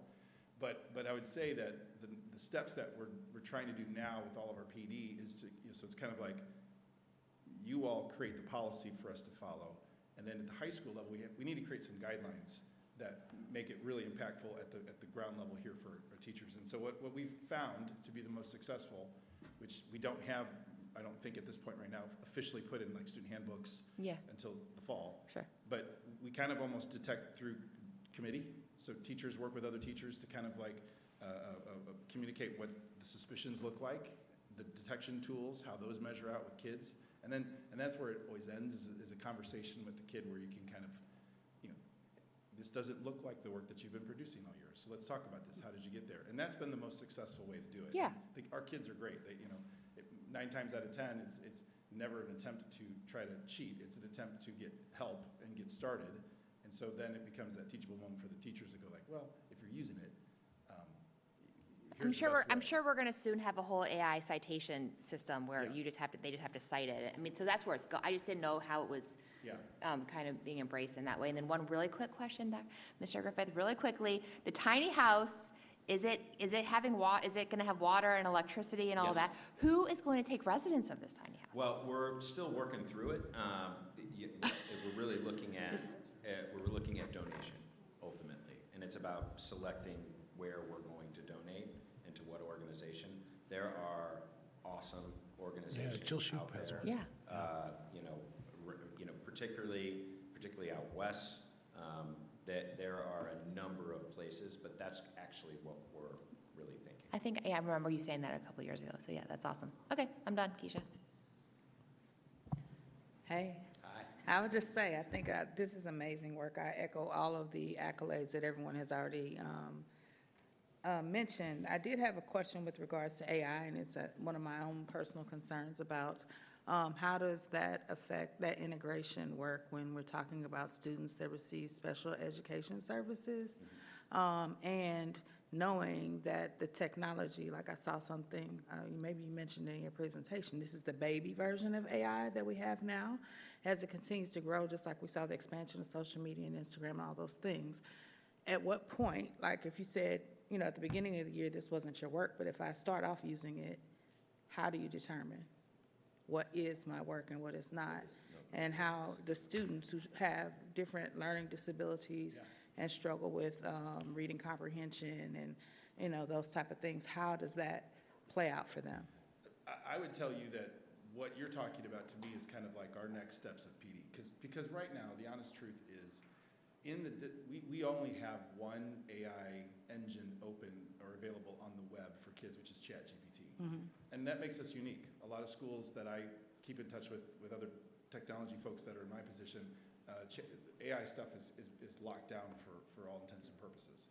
But you're kind of talking about how does AI help differentiate all the different learning levels in the building. That has to become a part of what we do with Dr. Brown and what we start to talk about. We're going to need to start part of our licensing, and this works with Layla's team. We need to figure out the right tools to focus in on. There's going to be a million of them, and that's kind of what our PD unfortunately feels like from time to time. It's like popcorn training. Try this one and try this one, and this one records your face, and this one translates to a different language for you, and it's overwhelming. And the kids have that same sense, and so my best answer to you is it has to be a part of what we do in the cycle of PD for the next few years, and we have to get real specific through the dialogue of our teachers and our kids. We have to bring kids on these same kind of committees when we decide what tools to really use and teach and train. And so step one was to not block it everywhere here. And then step two was to kind of create a little bit of comfort level for the teachers. And so I think step three that you're kind of bringing into, that's for next year and the following year, and it's always going to be a part of, I think, what we're going to do. Yeah, I know I attended an all-day session at the MSBA conference, and that's what they were talking about, is how do we push it out, since this is the next generation. And I will admit I'm new to using it myself, but it is totally a time saver, especially when you're working. But how I wonder about, especially those students that we know there's a gap and a learning gap, an achievement gap, an opportunity gap. So how does this widen that gap for those students? Or how do we utilize it and make sure that as we're implementing it for all students, that we're addressing that gap for those students, that they can, utilize it to best match their learning styles and needs? Yeah, I agree. Please. I think that's a great question and something that actually occurred to me during our roundtables with the student advisory group that we had in November. AI questions were a part of my table. And what was so interesting is the students that have already taken a deep dive into AI, they've taught themselves, versus the students that thought it was sort of like, well, are you trying to trick me? Like, oh, I don't use AI, that's cheating. And other students were saying, well, I upload my notes into it, I have it create 20 study questions, I use it to study for a quiz. And the other high school students were like, oh, that's a really great idea.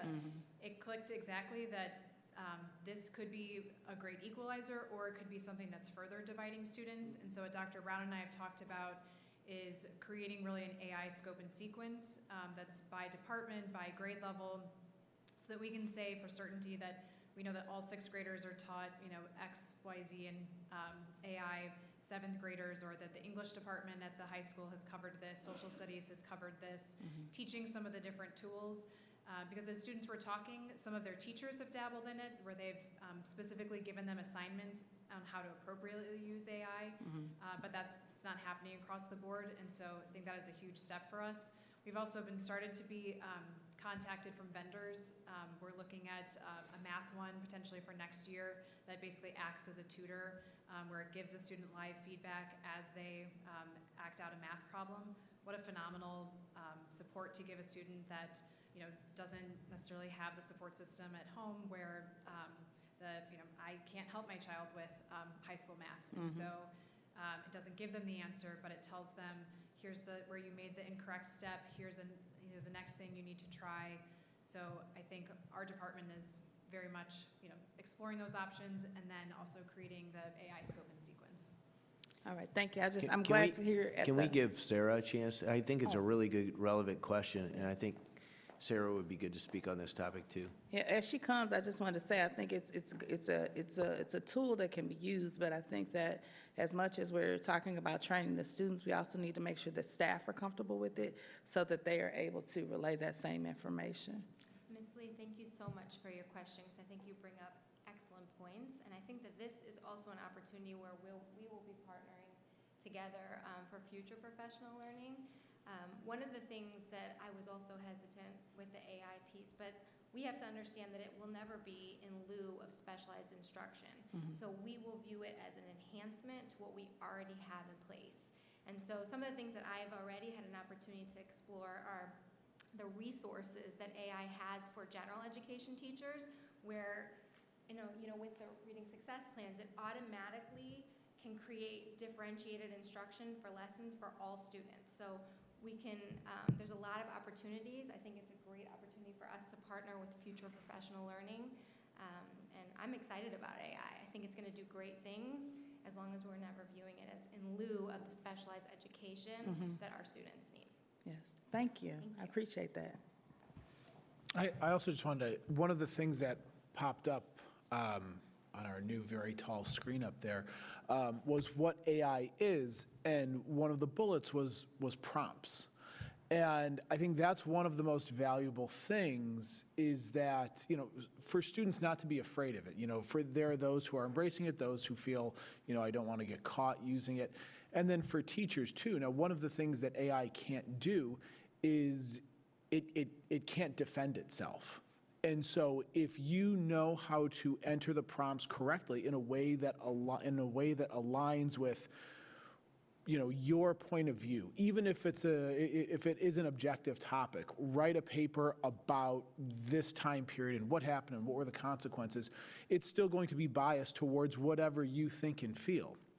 So at least in that case, the teacher, if the student had help with AI to draft it, the teacher can at least say, great, why do you feel this way? It's your name on the paper.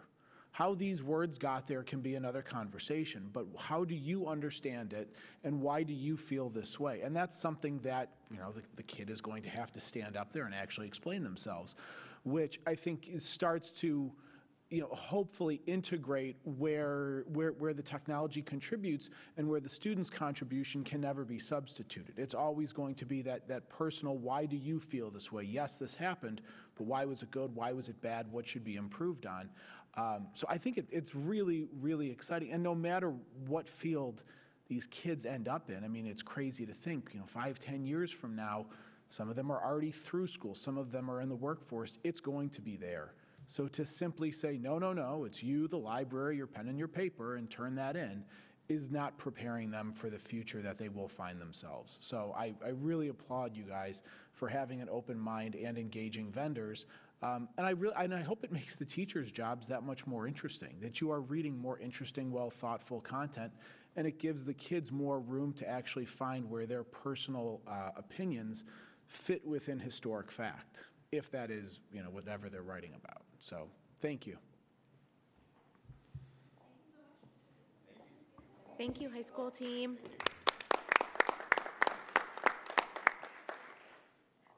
We're just going to take a quick break before we go, because we've all been sitting for a long time. So, just a 5-minute recess.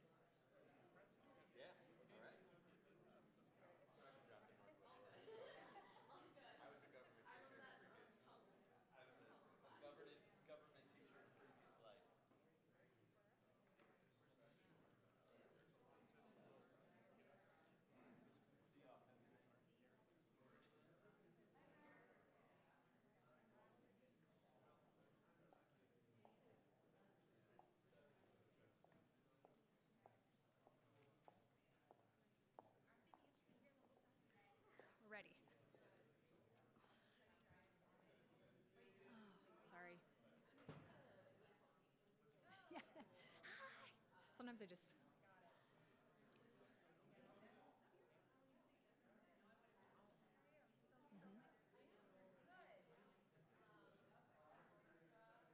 It's Jennifer.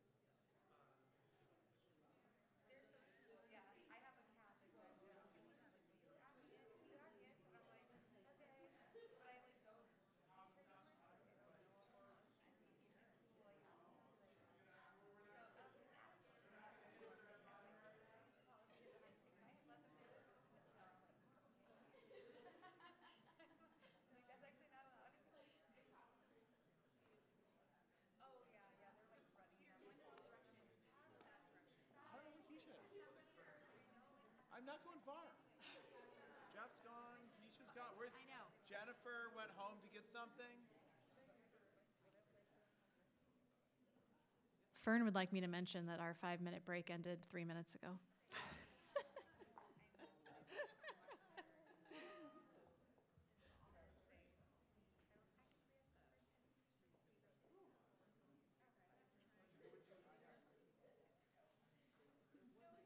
Oh, I gotta be careful with that.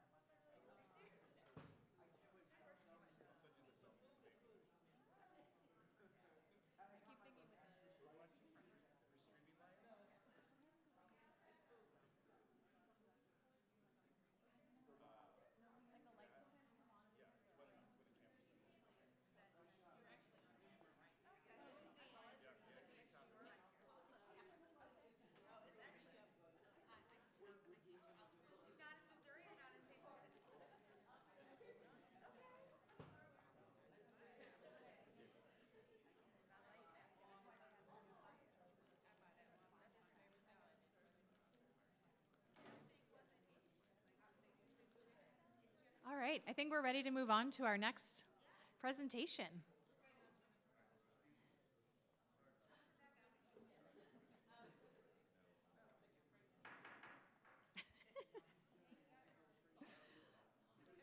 I forget to use that fun gavel. Somebody wanted to borrow my gavel, and I said no. While we're waiting for our final board member, Dr. Whipke alluded to this at the beginning, but before Dr. Risenme comes up, I just wanted to acknowledge that it's been a difficult 2 weeks for many of us, especially those that do the incredibly important work of diversity, equity, inclusion. And so I just want to publicly thank Dr. Risenme for the amazing conversations, the support, the listening, the reassuring, not only our teachers, but also our building leaders, our students and our families, that this is work that we are feel very proud to be in this district with a wonderfully supportive board where we get to do this and we get to have these conversations and present this information to you tonight. So I'm going to turn it over to Dr. Risenme. Thank you so much for your time this evening. As I get started, I just wanted to take a moment to recognize our students who shared the videos for Ladue Against Drugs, and it's just wonderful to see students leading that effort. That really has a lot to connect to what we're going to talk about tonight, because a lot of it comes back to student leadership and us having their input. So I just want to make sure so when we think about the goals and purpose of our climate and culture survey, we really want to make sure that we're hearing all stakeholder voices, and another piece is ensuring that we have a way to really measure the impact of our related action steps. That can be really hard when we're looking at things that are often measured in qualitative data. This gives us a quantitative way to see how our stakeholders are feeling. And also, this is part now of our requirements under MSIP 6. Our topics have stayed consistent from the 2022-23 school year until now, so that we can chart that progress over time. These are our different subject areas. We'll cover a lot of them tonight. And then taking a look at our response rates, our students in elementary school through 8th grade have been consistently over 90% of students completing this. And that has really been an effort of our teachers and the people that are coordinating that in their buildings. We really want to work to ensure we can get a significant number of our families and our staff to take the survey, because all voices matter, and that is the only way that we can make sure that we know what is going well for them and in what areas they would like to see some things continue to grow and change. Just as a reminder, we talk about this each year, but when we look at our results, there is a percent favorable scoring that Panorama has. So it's a 5-point Likert scale, but we only look at the top 2 categories as being favorable. And I bring that up because very often we'll need to dive a little deeper to see where things actually lie, and there can be a significant number of responses in that middle area. So if we see a low score, we can sometimes say, whoa, 23% favorable, and then we'll go back and look and say, oh, 40% are in that middle area. Not that that's where I want to be, but that's a lot, that's a lot less scary than thinking that we have people that are at the bottom of the Likert scale there. We're going to look at some notable areas of growth. First off, school safety perceptions. This is something that Mr. Griffith talked about at the high school. Since we added this category, which these questions were added as a result of students sharing with us that they thought these were important questions for us to ask. So we have seen an increase of 5% in the category overall at the elementary level, and an increase of 10% at the secondary level since we added these questions. Families have increased 7%. And so if we look at some specific questions, I'm going to share with you a little bit about how to read this. Green means we're moving in the right direction, but the wording can sometimes be a little bit complicated. So if I look, for example, at 6th through 12th grade, and I'm looking at the second question down, how often do you perceive students get into physical fights at your school? What this means is that when we first started asking this question, 48% of students were saying that they weren't very concerned about physical fights at school. Now, 74% of students are saying they aren't very concerned about physical fights at school. So do you see how that's kind of flipped a little bit? So it's moving in a positive direction, but 26% since we started asking this question in 2022. We also see the needle moving in the correct direction in areas where it comes to bullying. And when families were surveyed about their perception of drugs being a problem at school, that's moving in the right direction as well. Again, going back to our students who are really making an effort to be part of that message too. School climate is another area where we've really seen an increase over time. This is a category of questions that our teachers, staff, and families answer. And so in the teacher favorability, that has gone up 10% since fall of 21, staff up 15%. We actually created a separate survey for our staff who are at central office and district-wide last year, and just in that time, they had an increase of 17% in their school climate perceptions. So family up 10% as well. So this is something we have really been intentional about working on, and it's nice to see the actions we have taken are having an impact.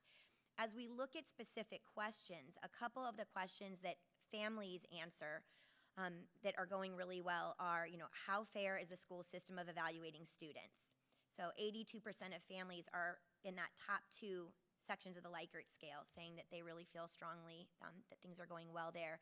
And then, of course, an area of deep focus, how much does the school value the diversity of students' backgrounds? That's also increased 13% since we started asking these questions. Some of the other areas here that you'll see increases in have to do with relationships, work environment.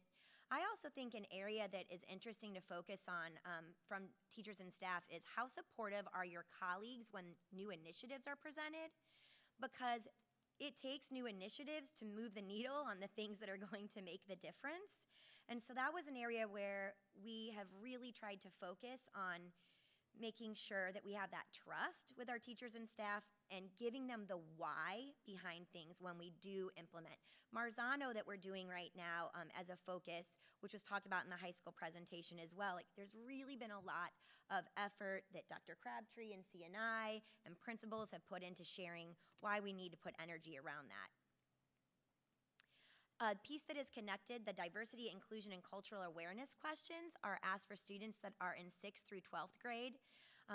This is something that's incredibly important as we're wanting to make sure that all students feel seen and valued at school and that it is a safe place for everyone.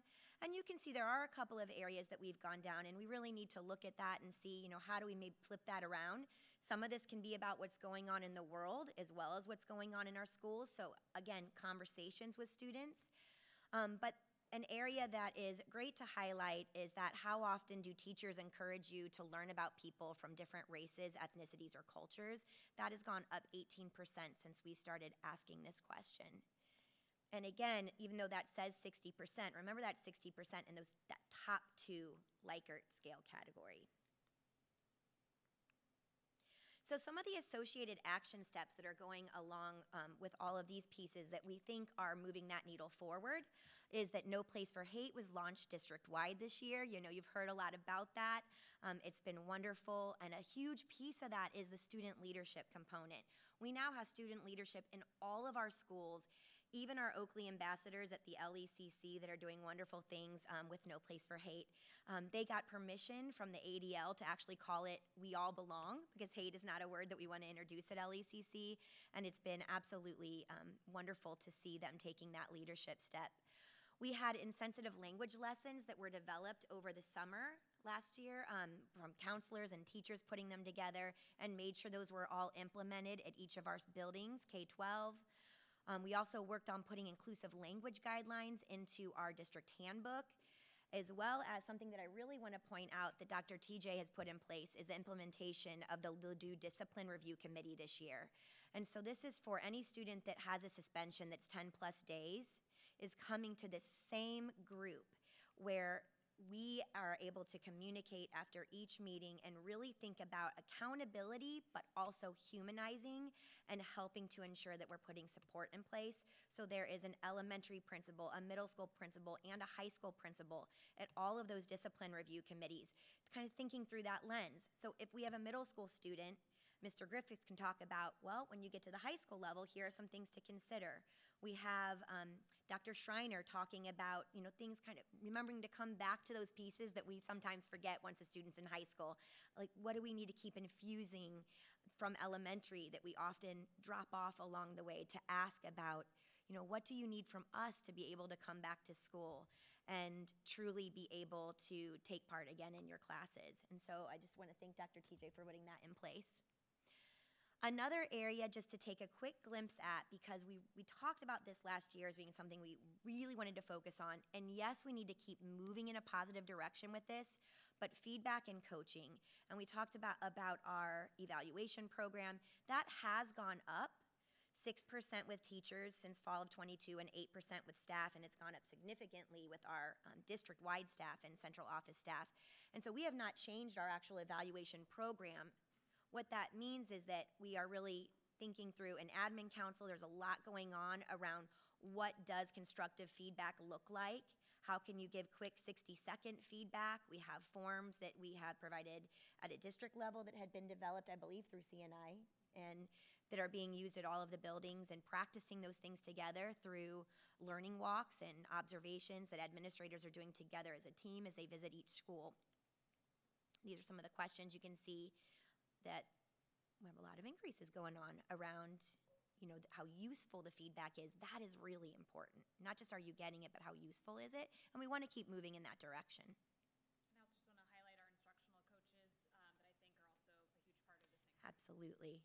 Thank you for that. So now we're going to look into a couple areas of focus that we are really trying to take a deep dive into and say, what will help us move the needle in this area? We're trying some things, we're working together as a team, working, with each of our buildings. And so we'll talk a little bit about that tonight and some of the things that we are trying.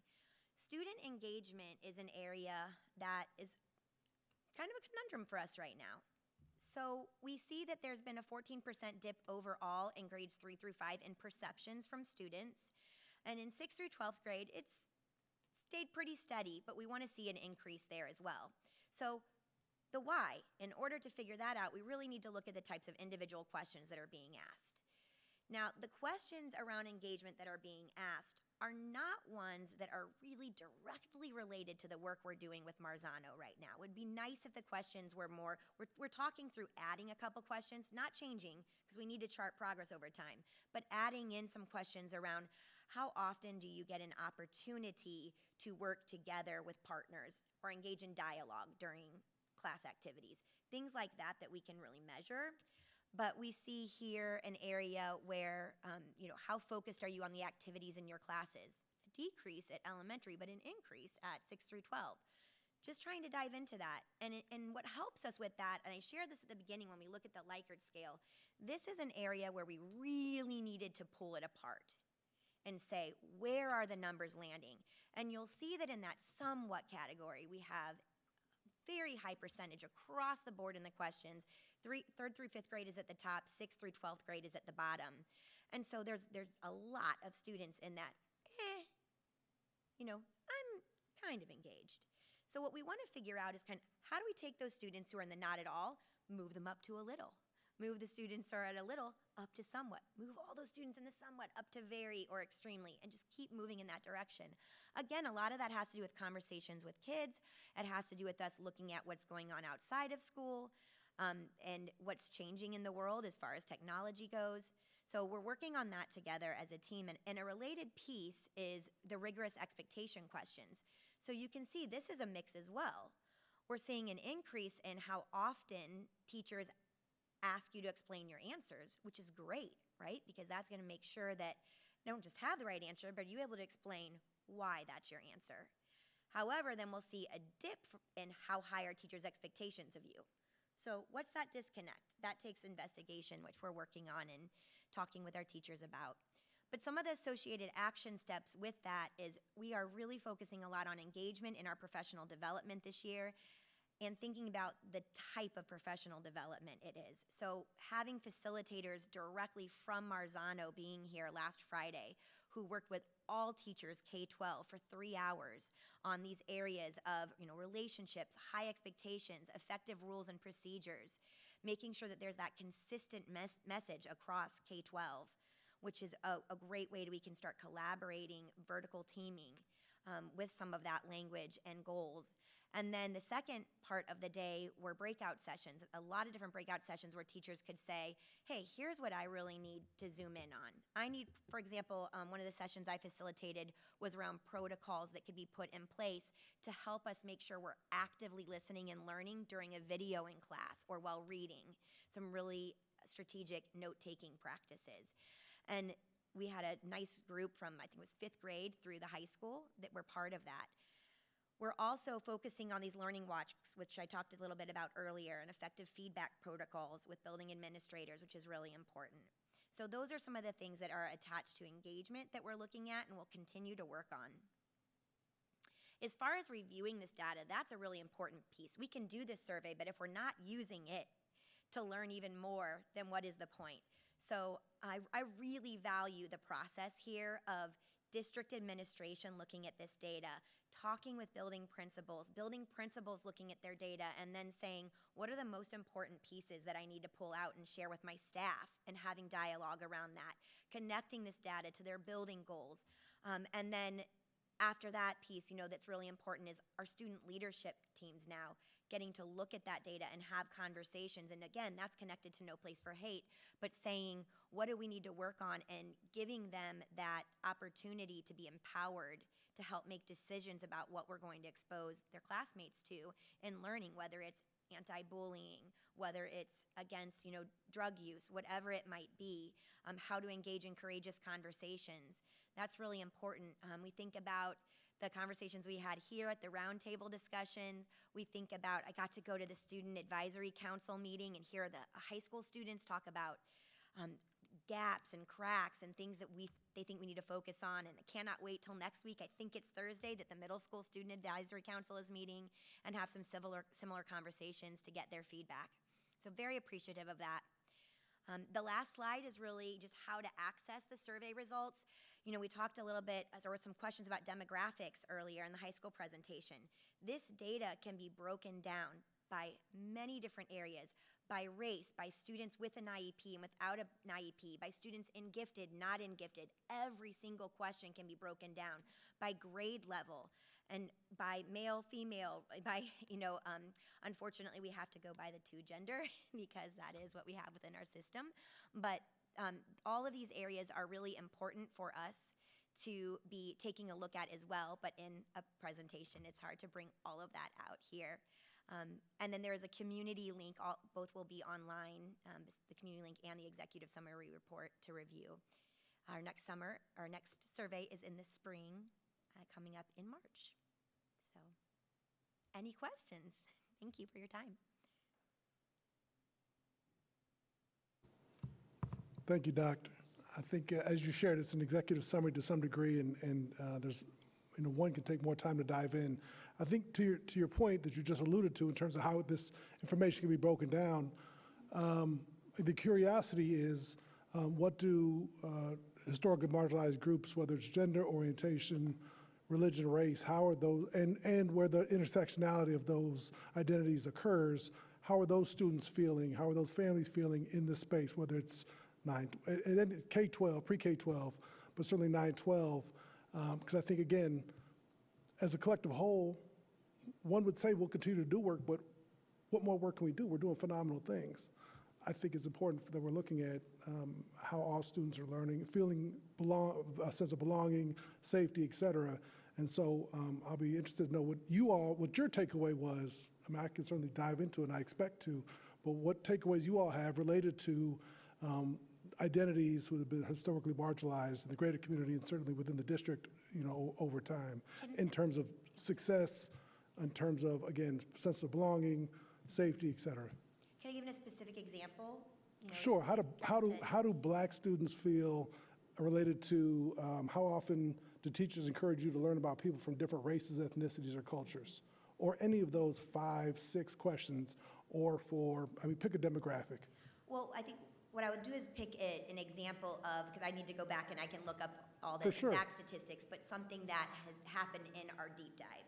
So one of the things that we really became aware of was really looking at where students are from and recognizing an aha that many of our students are from very collectivist cultures, and the United States is considered the most individualistic culture in the world. So when students are entering our schools, we started thinking, okay, we're looking at this, we're breaking down the data, and we're thinking about, and through conversations as well, in line with this data, where is the disconnect? Which took some research. And so what we're finding out is when we look at needing to really put in culturally responsive practices, one of the things that gets mixed up is multicultural education versus culturally responsive practices. And what was happening is a celebration of cultures in the classroom, because we're thinking, why this disconnect in the numbers and this data of who has a sense of belonging and who doesn't? There's posters on the wall, we have books that are diverse. What is it? Well, the piece that starts to come out is that it's the protocols themselves in the classroom that are being used. It's not always just the curriculum and who we're showing by the pictures on our walls and what stories that we're telling, but also the actual way in which they're teaching. And so that's where I come back to, for example, the session last Friday that was on culturally relevant protocols that would actually elevate students who come from those collectivist backgrounds. But that research, for me personally, all started by diving into this data. And so it wasn't a specific question as much as it was looking at, for example, in an area of engagement, looking at that demographic and saying, talking to our instructional coaches. It was a really big aha, and that's why it's the example that came to my mind first. I appreciate that. I thought you were asking me for an example of. No, I was giving you an example of how diving into the demographics becomes something that makes us put a change in our So practices. you and the team had some ahas because there's some significant variances in terms of how, I'll say again, just historically marginalized young people feel in the space. And then in some areas, I will say why it's important to dive into it is we can also make assumptions I will say that I have done this many times where I'll make an assumption that there's going to be a big difference, and then when I go and I break it down, I go, oh, actually, this is pretty straight across the board. I would have assumed that students of color would have scored lower on this area on the Likert scale. And in fact, that wouldn't be the case. So we do have to look question by question. Absolutely. And I think that's why I'm being mindful not saying students of color, because we're not talking about all students of color either. And so but I think that's it. I think in this, and again, we can have some more discussion, but I think because that's significantly different if that's what's occurring. If we're seeing more parity in that, that's huge. And maybe we are. But I think if we are, share that with us, because that to me says we're doing things that nobody else is doing. Different from tiny homes and some other things that are extraordinary, not new and not specific to us. Other folks have been doing those. But if we're able to create some kind of parity in terms of achievement of students and some of those gifted-ish kinds of things, and there's parity in terms of who's in those classes and who's doing those programs and who's feeling accepted and belonging in the space, that's where nobody else is doing. And again, if that's occurring, then we need to say that. And if it's not, we can also say that too. Can I ask you a quick? That's a great point, and we can put more detailed information in the weekend update to break that down. 2 years ago, my dissertation was around our panorama data, and it really differs school by school. There will be groups where, in schools where African Americans report a higher sense of belonging than maybe our Asian students or in white students. I think, when we look at the gender breakdown, there's often boys feeling less of a sense of belonging than girls. Another piece that was interesting is that our students with IEPs and our students with 504s and our gifted students often reported higher senses of belonging. Our ESOL students were in that category as well. All of those groups have additional advocates in the school, and besides just their classroom teachers, which I thought was interesting. So absolutely, we will spell that out more and provide that in the weekend update. And before we get off topics, I do have a question about what Pablo said. When you say that you can trace sort of the higher level data to difference of protocol in the classroom, what do you mean? What does that mean to you? So there's two different things, right? So there's the piece of what materials are we using? Sure, yes. Right, and then there's the actual style of instruction. So when I say protocol, I just mean the type of activity. So you're saying, or in a particular classroom, the students maybe who are reporting higher levels of X, Y, or Z can be traced to a certain classroom throughout the day. Is that what you're trying to say? That's okay. Easier for us to do at the elementary level because of the way the survey is set up. But is that what you mean by protocol? That word just didn't, for me, was in I'm going to pick a different word. Activity or teaching style or strategy. Strategy would work. Strategy that we're using in the classroom for teaching a particular Okay, and then is that then, are we, when we stumble across a protocol that's, if we have certain data per student, so we can trace these responses to the protocol of a certain classroom, is that instructional coaches coming in? Are you coming in? What's the effective response to when you trace it to a specific teacher and say? All of the above. Yeah. Okay. Okay. So there's immediate. I mean, when you say protocol, there's an immediate action to that protocol, or? Yes, so that's the next step is not just admiring the problem in the data, but saying then what specifically can we do about it. At the elementary level, we are able to look by teacher and see what students report higher senses of belonging in one classroom versus another. Again, it's only taken at our third and fourth grades at the elementary level, but then that information is used to create building goals, to have specific conversations with teachers, and then our instructional coaching team is able to go in and help support around more inclusive practices, or it might be rules and procedures. If the structure isn't in place in order to actually allow the instruction to happen, that is hard for some of our students. So I'm gonna just piggyback also again off of some of Pablo's points. That's much easier at the elementary level, but when you see numbers like that in 6 through 12, if Pablo's talking about doing something next level. You didn't say next level, but doing something different, doing something that is a game-changing program, activity, protocol, response with this data. I mean, are we equipped to say, okay, in the high school, these students who identify as males, who are also students of color, and they're also African American, and they're responding in this way, how many of those are seeing this PE teacher in this semester? And then is there that kind of, or we're not going, I mean, how far are we going with these protocols? Because the No, but you know which teachers are seeing. You know, then you could, I'm not saying you should be doing this. Is that, I mean, how? At the secondary level, we aren't able to track it back to individual teachers because we don't have teacher-specific questions in the secondary survey. Okay. And so then it's a more global approach of what are we doing to increase belonging, or in this case, engagement at our secondary level. Engagement has been a focus for us now for 2 years, and so we're really disappointed at the results. Clearly, what we're doing is not filtering down to where the students are feeling it yet. And so that's where our focus of conversations are around how we make sure that it's actually translating to changed instruction in the classroom. Okay. So if I may, just one other quick point. I think this conversation, that is, it bothers you as an educator because it's important to look at. Right. And I think sharing that with us is equally important to everything that's going well. So I know you all are looking at this stuff. So I think it's okay to share, again, not a full report, but the fact that you're looking at this and these are things that are important in a space that does phenomenal things. That's one. Two, I think to Jennifer's query, what you shared, Dr. Rizmi, was it's not just books on the shelves and posters on the walls. It's how we as educators interact with students and recognizing how those young people are given to us. And so when I heard protocols, that's what I heard. What are we doing in terms of relationships, in terms of connecting with folks that maybe is uncomfortable for us because we only identify out our own experiences.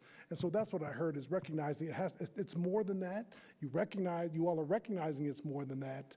And again, those are the things that are different because other spaces don't recognize they have to do more to connect. It's not just February, and it's not just acknowledging the Lunar New Year, and it's not just books and posters, right? You all are doing that work, and for me, I feel like sharing even that as a slide, because you recognize that's the work. I mean, that's part of the work. You're doing incredible work along the board, across the board, but that's the piece that also says we see this as an area of growth, but also an area of importance, right? So. Absolutely. Thank you. I was meeting with one of our diversity committees last week at their building, and we were talking about areas of, where these are some things that we feel really great about and we see in place. Here's some areas where we have some wonders. And I noticed that all of the Post-it notes that were up on the board were really related to ethnicity, culture, race. And I stopped and just asked a question, just stayed curious. And it just, within 10 minutes, just this of, wait a minute, diversity and inclusion is talking about socioeconomics. We're talking about family makeup. We're talking about making sure that our families who are coming from a single parent home, or maybe have two homes that they're going back and forth to, feel like they're supported in the same way. They started getting it. Oh, abilities, ability awareness. When we talk about our students with IEPs, that we need to make sure that and it was just this, whew, and that's one of the pieces that I have personally really been wanting to focus on as I meet with our buildings. And some of those things we can't get in the demographic breakdown, but it is looking at questions like these that get us to think and wonder beyond this. What information are we not getting from this? What groups of people are we not able to break this down by? It just allows for those enriching conversations without having to get up in a blaming situation, but more get to talk about it from a wonder situation and use these questions as the foundation for that dialogue. I just have a really, really quick question. When you mentioned kind of the difference between students who come from a home that is, perhaps more rooted in a collectivist culture, whereas the U.S. is more of an individualist culture, is there, and please let me know if this is going to be covered in the in the weekend update. But I guess is there more of a clear line where is it, both or one parent are recent immigrants, and therefore, even though the student started in kindergarten, there's still that impact from another country's culture on their life at home? Or is it more of, oh, this student came directly from that country into the district, and so there is that assimilation component that is going on with everything, even outside of their time in the school district. And so is it that sort of clear of a line, or is it more, hey, there are just, and like you mentioned, there are kids with a million different ways that their household situation is unfolding, and some are more collectivist as opposed to some who have, even though they may have different demographics, they're having a more similar experience from that individualistic point of view. All of it. It's like we're swimming in a pool of all these different components that we have to navigate through and figure out what works for all students in the classroom. And what's really comes down to is activities that allow for both independent think time, because we have our students who they need that independent think time, followed by group dialogue and processing, allows us to get to all students, no matter what kind of cultural background they come from. Because we have students who it's me and it's my success, or it's or that's what it's about, and there are students who it's a we, and the accountability is to the group. So that's I probably go really No. I mean, it just learning. makes me appreciate our teachers that much more. I mean, not only are they moving the class from the beginning of the school year through where they need to be at the end, but also to make sure that all of these different factors are considered for every single student, so that way each of these, each of these different kids is getting there in their own way. However, whichever way they all get, so you've got 25 different directions to end in the same destination, which is remarkable. And if anybody wants to go deeper, I'd say 2 really incredible books. Zaretta Hammond's Culturally Proficient Teaching in the Brain is one that many teachers here have done a deep dive study into. And then Goldie Muhammad, Cultivating Genius. She's also written some other books as well, but we've had teachers here who have really focused on those a lot, and that has helped in this area tremendously. Thank you. I had a quick question, really two. When you talked about the decreased survey results for the high school teachers and parents, I had a question as to when is the survey launched, and as a possible help, especially for the teachers and the parents specifically, would it be possible to send that with the scheduling for fall parent-teacher conferences so that it's at the top of everybody's mind that I need to fill this out? So I don't know when it's sent out now, but if that may be a possible suggestion. We're trying out different things. I'm really glad you brought that up, because this past fall, what we tried out for the first time was doing it during conferences. We'd never done that before, so that we could hang QR codes up in the building and have some, at Spady, for example, they set up a table with different people that would run it throughout the night with iPads, so you could take it right there when you walked in the building. And they had a really great, a large number of parents who and families who filled out the survey. So that worked out really well. So that was something that helps. But I like that idea of being able to send that out with other information that is important, that every family's going to look at, because they need to sign up for conferences. So I wrote that down as a consideration for sure. Yeah, and my other question was about the student engagement.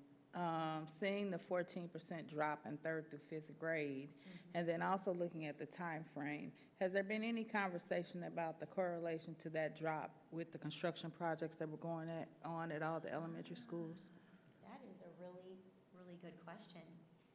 And then maybe the students haven't caught up with that construction's over and now we're back to normal. This is the first time we've had that question. We didn't bring that up when we dove deeper, but we probably need to. That's a really good thought. Yeah, I'm just thinking because, I mean, even though, that's the tail end and some projects were done, some were still you still had punch list items, but during that entire period, students are like. It's a really good thought. We're in this construction mess. That's so right. No, I don't want to come to school. We just lost our building. Yeah, I can't go to the gym. We can't go outside on the parking lot. So I'm just thinking if that may be a correlation.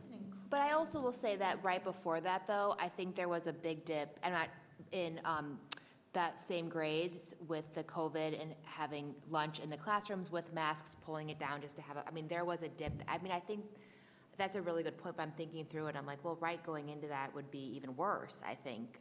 Maybe not, I don't know. I think we would have seen it come up a little bit after COVID. I don't know. You know? It was through 2022 that they were in the classrooms, no recess and cafeteria. So I mean, that would be, but yeah, you could make, yeah. No. I was just thinking, that's a good point of like what's going on in their surroundings, but. As Lisa Lacroix would tell us, the best data Make sure you gets ask us more to questions. ask more questions. Yeah. And that's what's so fun about it. Yeah, but then what about the year before that and the year before? There's Right. always something that's, you know, like It could gets your have been mind for going. consideration So. for sure. Those were my questions. It'll It be just came to interesting mind to as you, see as that. I was looking at. Because it was only with that group. It wasn't, it was stable with the high school, Right. secondary, so it was only third through fifth grade, so. I just wanted to comment that the thread that I see running through, and I'm sure we'll see it in the CNI presentation too, is that really this is about relationships. You know, when we're talking about AI, the teachers know the students well enough to know when the work changes, when the writing changes, when the grades change, when something at home has changed, that maybe they're relying on a technology more than they had before. Relationships are how teachers know what kind of home a student comes from, and is there a crisis at home? Is home stable? Is home safe? And adjust their protocols and their teaching methodologies and their strategies accordingly. So to me, that as a social worker, that is like the best thing that I take out of it, is that all of these things are shining a light on the deep relationships that exist, you know, among our staff, among our students, in our community, and then horizontally and vertically, that these are shining a light on the things that are going well and the things that we can do better. And it's an opportunity to just make things stronger. So The stronger we can build that web, the better. As I even see students who, if two colleagues have a tight relationship and the student is working with one of those teachers, then they start to look at this other teacher as, oh, that's somebody who I'm going to listen to in the hallway, because I see that person having positive conversations with this teacher that I'm with often. And seeing that, I think it's just really important to build that cycle for. I want to also say that the Board of Education approved Panorama years ago, and it's been such a useful tool. And because it's a consistent tool, one, I'm really proud because it would be really easy to look at data that you're declining in and make excuses as, well, the kids didn't quite understand the question. And you don't hear us talking about that at all. We're talking about, to Pablo's point, what can we do differently by looking at the data. Keisha, you were on that committee that decided to move down the Panorama survey, and the power of having consistent data that we can really dive down deeper into. And then over the years of looking at this data, and I will even say this when Layla goes to present with curriculum and instruction, I really feel like every year it's becoming more and more of a layered approach that gets down to the individual student, right? Which is where you can really make the difference. And I think we get closer and closer to that with our academic data, and closer to that with our sense of belonging data, which you presented here through Panorama. So I appreciate everybody's comments and conversation. One more question, and I'm going to let you go because we have a lot to cover, but it's sort of related. When we see our academic data in the 3 through 5 category, I'm sorry, the sense of belonging data, that is pretty also easy to make the connection to the classroom for the academic data, you know, the sense of belong.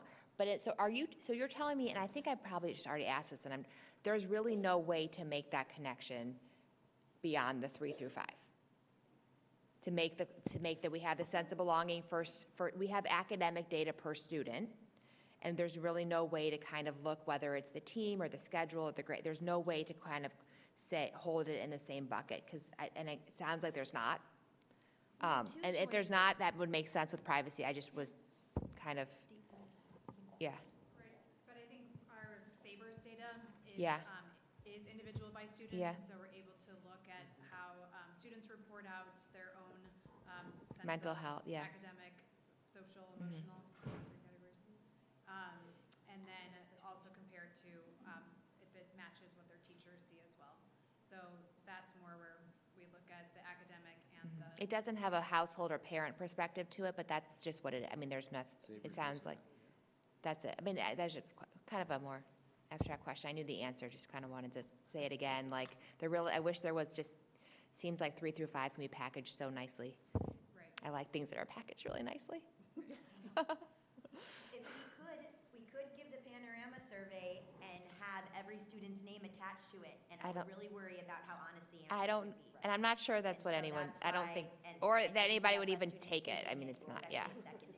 And then it starts a whole new baseline. Yep, the anonymity of it is what some of our students, many of our students have actually said they value about it, because they feel like they can truly just, they've learned to trust it over the few years that they've done it, and say, wow, it's not coming back to bite me. This really is anonymous. And that's good for us. So the Sabres does help us balance that with being able to look at individuals. Thank you. Thank you so much. Dated out yet? Never. What if I say yes? We love data. If I say yes, are you just going to be like, see ya? Do they ever just call it and say, I was like, oh no, we'll be here till 10 o'clock. Can I DoorDash something? Oh, was this the meeting last year with the Starbucks? Was it this one? Oh, I bought shoes last year. It's not for it. So in continuing our fun data theme, curriculum and instruction is presenting tonight on our fall to winter growth. We're primarily focusing on kindergarten through 8th grade. The reason for that is that 9th grade is the last year that all of our students take the NWEA, and at the high school this year they're taking it in the fall and the spring. So we don't have growth data for this year for the high school.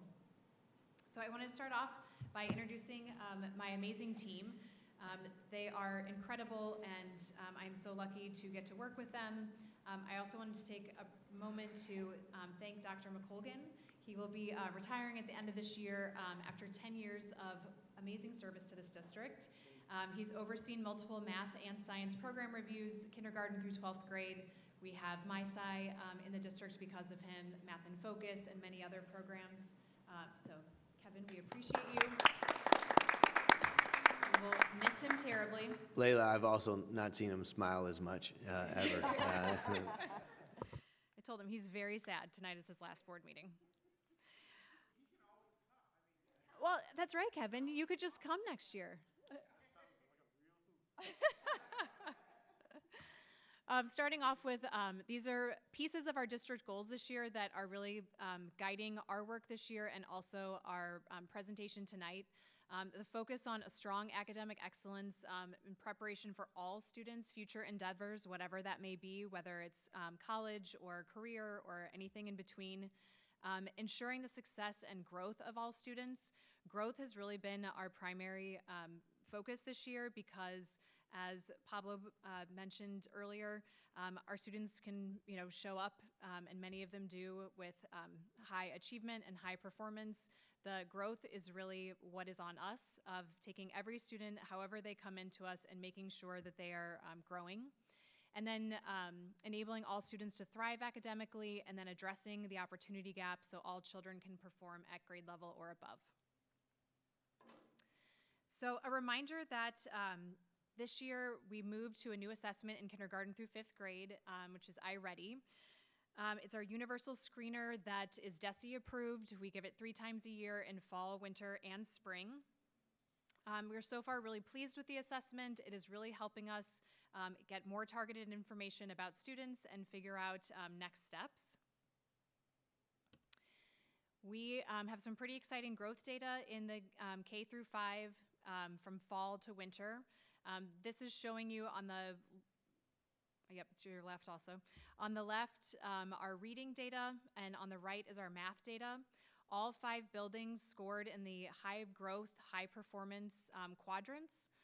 So our growth is higher in reading than it is in math, and you'll see that broken out. And so throughout this, you'll hear us talk about how math is going to be one of our areas of focus moving forward. Performance is relatively similar, slightly lower in math, but fairly similar in math and reading. To get a little bit assessment nerdy for a moment, there are 2 types of assessments. There's criterion referenced and there's normative referenced. The only reason I point that out is that NWEA and our old assessment, FastBridge, were norm reference tests, meaning that students that take it are being compared to all the other students that take that assessment. And so it gives students a national percentile. NWEA, you're used to seeing sort of 5 quintiles, where red equals students that score in the 0 to 20% national percentile, 20 to 40, 40 to 60, and so on. iReady is different. It's a criterion reference test, meaning that students are being graded or assessed on an end-of-year standards. And so that took us some getting used to. We saw a large number of students performing in the yellow, which means 1 grade level below in the fall, which concerned us. But then we were seeing those, iReady will also give a national percentile, and so some of those students in the yellow were scoring as high as the 80th percentile. What it means is that a student has not yet mastered some of the foundational standards from the grade level prior, and so iReady really helps us then identify even some of our students that are at the top.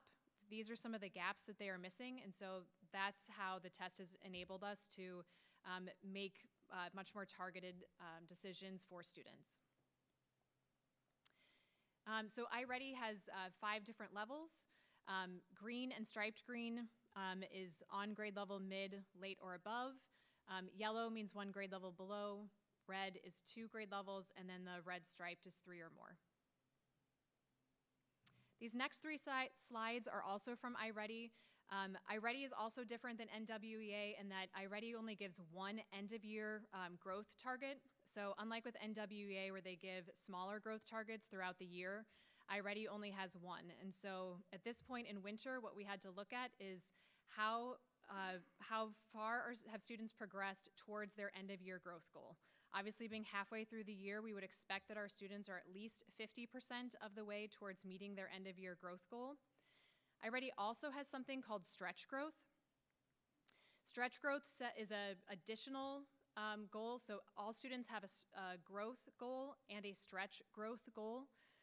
What iReady has shown through their research, and this slide shows that, is that students that make their stretch growth 2 years in a row, in 2nd grade, 83% of those students have made it back onto grade level.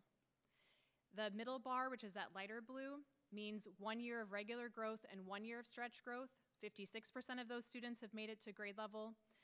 Students that are performing below grade level, if they have 2 years of typical growth, only 7% of them will make it back to grade level. So we are also very focused on our students that are not yet performing on grade level, meeting that stretch growth. One thing that's interesting, this is the reading, is that notice that after 3rd grade, students become much less likely to make it on grade level. That's in line with kind of everything we know about the importance of students being able to read by the end of 3rd grade. It changes from that reading to learn versus learning to read versus reading to learn. And so again, our focus with kindergarten 1st and 2nd is getting in early with that early intervention to ensure that our students are on grade level with reading by 3rd grade. This is the math. As you can see, math doesn't have the same immediacy with the 3rd grade. Really, it's after grade 5 that the percentages start to go down with the likelihood of students making it to on grade level. Not saying that it's impossible, but this is again just showing 2 years of stretch growth, students' ability to make it on grade level. So this is our fall to winter growth for reading. It's a little hard to see, probably way up high, but the bottom is where students were in the fall, and the top is our most recent assessment. So in the fall, we had 32% of our students performing at the mid or above grade level. That has grown to, we have 59% of our students, and this is all of K-5 together, at the mid-year point or later grade level or above grade level. The early grade level, we've gone from 26% in early grade level to 23%. We are most excited about the large decrease in that yellow category. So at the beginning of the year, 34% of our students were performing in that one grade level below. Being early in the year, one grade level below wasn't a full year, but for some students, again, just maybe a semester or a quarter's worth, that has decreased to now only 14% of students are in that category. And then our 2 or more grade levels below, we had 9% in that category in the fall, and that has decreased down to 4%. And then you can see the breakdown.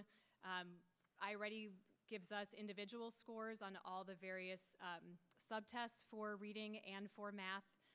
And so you see the difference in growth between fall and winter there as well.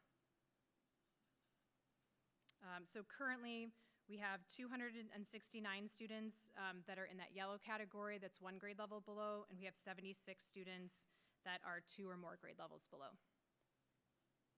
Sorry, something that I meant to mention at the beginning. Tonight is really, we're giving you the 30,000-foot view of the data. Please know that when we're having conversations with buildings and we're meeting, this is being drilled down, so every teacher gets a report that looks just like this, that says exactly where their students are, and then specifically says, the names of each student that are in that category. You can click on the student's name, and it gives specific next steps for what to do instructionally for that student. I just have to ask, what has the reception been from the team? I mean, that's like a wonderful level of data, but how has that been for them? I think it's been a really heavy lift this year with our elementary. They've had new reading curriculum last year. They had new writing curriculum this year. They've had a new assessment, and then they also implemented Grow Time this year, which again, I think is another factor that's helping greatly adding to this growth score. So we've heard from them about, especially at the beginning of the year, how much it was to get up and running. They are so proud, and Dr. Whipke has stories of teachers stopping him in the hallway and saying, my kids just took iReady, and I'm so excited about the growth, and I just wanted you to know. And so it has really made them able to see so much more clearly their growth and their impact. And so we just had a huge data review with principals and coaches last Wednesday.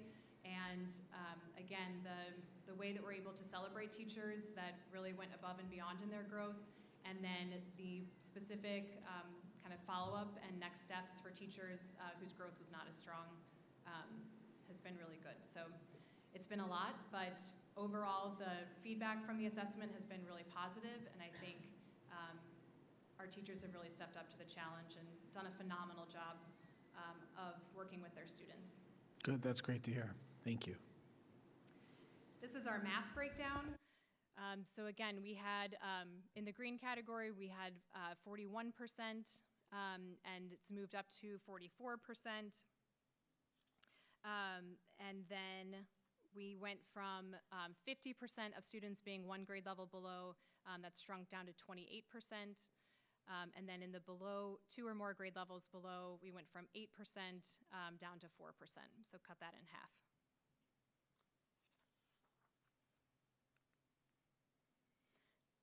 This next slide shows the reading success plans are something that you probably heard about from last year.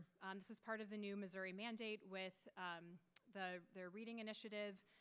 Any student that is performing 1 or more grade levels below in reading is now required to have a reading success plan.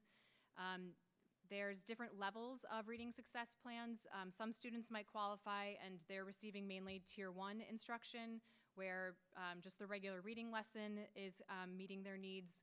We have another level that would be Tier 2. Those students are receiving additional support from a classroom teacher. And then we have Tier 3, where those students are working with our reading specialist. So we wanted to look at, of students that have reading success plans, how did their growth compare to students that do not have reading success plans? When we looked at all of our students together, 69% of our kindergarten through 5th graders were meeting their growth target, meaning they had at least 50% growth or higher from fall to winter. Our students with reading success plans had slightly higher than that, where 78% of students with reading success plans are already at least 50% or more of the way towards meeting their end-of-year growth target. Does that make sense? So we have 22% that are not yet at 50% of the way towards meeting their end-of-year growth target. And they have a reading success plan. So then we further broke that out of the students that are working with a classroom teacher, again, slightly higher than average growth, where 74% of those students are 50% or more of the way towards meeting their growth target. And then of our students working with a reading specialist, 83% of those students are 50% or more of the way towards meeting their growth target. So again, this represents just unbelievable amount of work from not only our specialists, but also our classroom teachers. Grow time at the elementary level, grade level PLCs take their list of students and they make differentiated groups based on what students need. Some students are in a math group, some students are in a reading group, some students might be in an enrichment group. All students are given the opportunity for enrichment at some point during grow time. Dr. McColgan helped bring in SAM labs that are robotic STEM lessons that teachers can use. So again, another big initiative and another lift, but we think has really contributed to students' growth and all students being able to get what they need. Our growth for from students working with a math specialist, so 68% of those students are 50% or more of the way towards meeting their end-of-year growth target, slightly lower than reading. This, again, is another area that we've looked into. I think several reasons for this. Most of our buildings have 2 reading specialists compared to only 1 math specialist. Reading has 2.5 times the number of instructional minutes as math. And then also we have, thanks to the state initiative, we have a full kind of tier 2 reading plan for students receiving additional help from the classroom teacher, and then some students are, then also working with a specialist. So again, math is something, building out a tier 2 math plan for next year is one of our areas of growth. This is the breakdown of students that have met their end-of-year growth goal. 49% of our students in kindergarten through 5th grade have already met their end-of-year growth goal, so almost half of our students are already there. 19% of our students are less than 20% of the way towards meeting their growth goal. These specific students were looked at by name at our data meetings, and the expectation is that teachers develop a plan for looking at the students' needs and coming up, changing instruction to increase that growth for this semester. And then we're also looked at the percentage of students, so 27% of our students have already met their stretch growth goal, and then 22% are less than 20% of the way towards meeting their stretch goal. In math, it looks it's a little bit lower. 27% of students have met their end-of-year growth goal, and then only 9% have met their end-of-year stretch growth goal. Another factor that Dr. McColgan and I talked about is that unlike with reading, which kind of spirals through skills, kind of the same skills over and over again at more complicated levels, math tends to be more linear, and so there are geometry units, there's measurement units that students haven't gotten to yet, and so there's also the possibility that they just haven't learned the material yet, or they haven't been exposed to the material. So with math, we'll be interested to see, whether our growth data is better by the end of the year, just for the mere fact that students have made it all the way through the curriculum. This is looking at, this is kind of breaking down where students were at the beginning in the fall, what their average growth was. So highlighting overall growth this was the average growth per student. So again, our average growth was in the 80s for reading. And for students that were 1 or 2 grade levels below, it was over 100%. We have some students that had like a 280% growth, meaning that they triple or quadrupled meeting their end-of-year growth goal. Then The next column shows what percent has already met their end-of-year growth goal. So 37% of our students that are 3 or more grade levels below have met their growth goal. 68% of our students that are 2 or more that are 2 grade levels below have met their end-of-year growth goal, and so on and so forth. And then the next one looks at stretch growth. So 40% of our students, or the average growth towards stretch goal is 40%. It's higher in the 1 grade level and 2 grade levels below. And then in that column that says percent of students with improved placement, again, that 1 grade level below and 2 grade levels below, 71% and 73% of students improved their placement, meaning they moved up a level, or at least 1 level since the fall.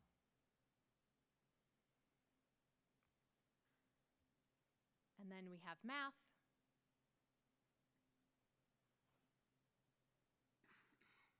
Math, we see higher growth in our students with 3 or more grade levels below.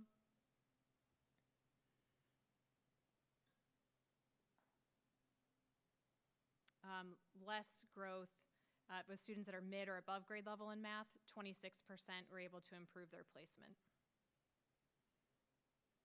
But higher in our students further down.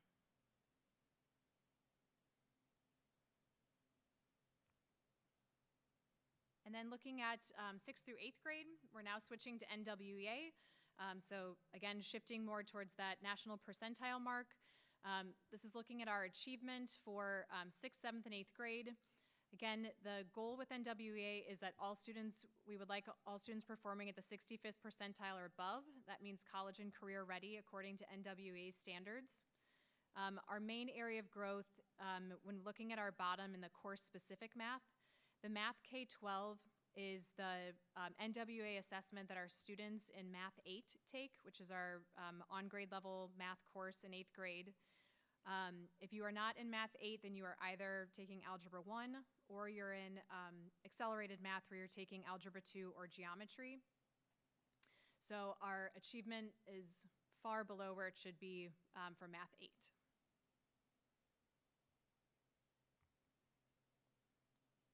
This is our achievement by subject, showing you what percent of our students are in each of the 5 quintiles.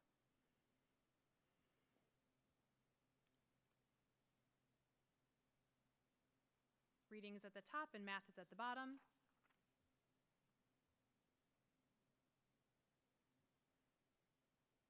And then looking at those again by growth.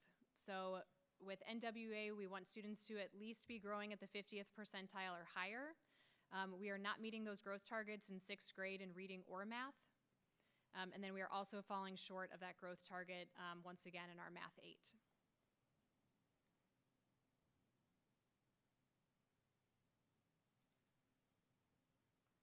And so our data conversation at the middle school on Monday specifically focused around strategies that'll be put in place immediately to improve those targets.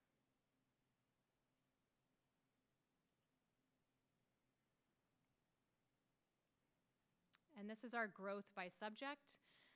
So on the left-hand side, you see of the students that were in, for example, the high achievement quintile, this is the breakdown of how students grew.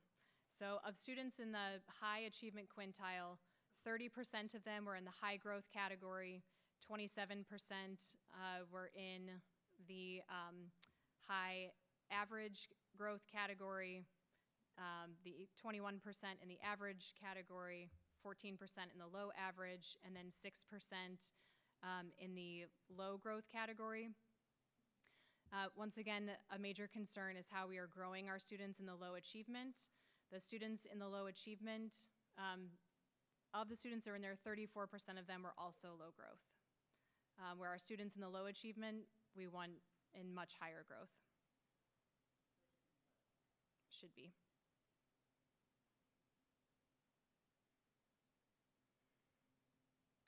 Math scores are actually slightly higher at the middle school than reading. And so that's another piece that Melissa is working on with our middle school ELA department, is figuring out where those gaps are.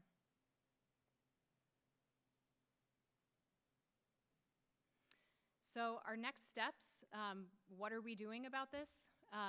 So again, we had principal and coach data review last week. Then the buildings take that information and they, every single grade level has a PLC data review. Teachers take all of their students, they put their students into the quadrant categories so that they can physically see in front of them who's high growth, who's low growth, who's high performance, low performance. iReady provides instructional reports that will give next steps for students with specific lessons that can be done for those students.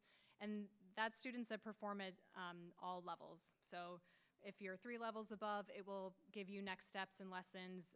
If you're 2 levels below, it will give you next steps.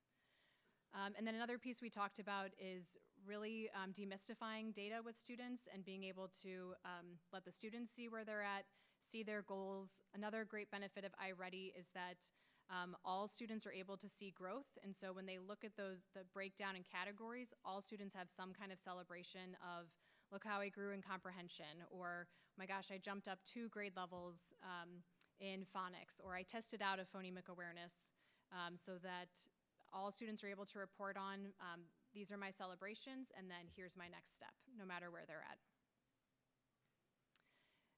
Teachers and buildings are being asked to set specific goals based on their individual data. PLCs will meet in the next couple of weeks to reconfigure grow time groups. Those groups change about every 6 weeks so that we're staying current with what the data is telling us and what students need next. There's specific progress monitoring that happens with both of our math and reading specialists, and currently our students receiving reading success plans so that we're able to make sure that every 2 weeks we're getting updated data that tell us whether the intervention is working or not.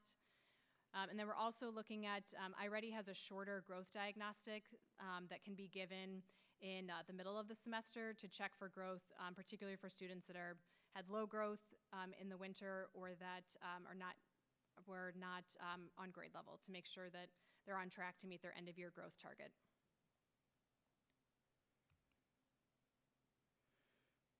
So after reviewing the fall data, thanks to Dr. Whipke and collaboration with Cabinet, thanks to you all for supporting Dr. Whipke and using some of the carryover funds to support instruction. Based on the fall data, we added an extra TA at Spady specifically to be used for intervention based on their data. We added an enrichment TA at Old Bonham because their number of students that were scoring at the 25th national percentile and above was so high. And then we've also provided hourly compensation to teachers who are putting on extended day programs at both the middle school and Conway. They looked at specifically at students that showed up in that low growth, low achievement category and extended special invitations to be able to provide additional after school support with some of our strongest teachers. Any questions on the data before I let my team do a little recap of their work? The Conway LMS you just mentioned, that's an after-school program was that initiated by the building principal, by their By the building principal. And the other buildings didn't feel like they could staff it or didn't feel like it was. Right. Every building, again, has gone about kind of creating next steps.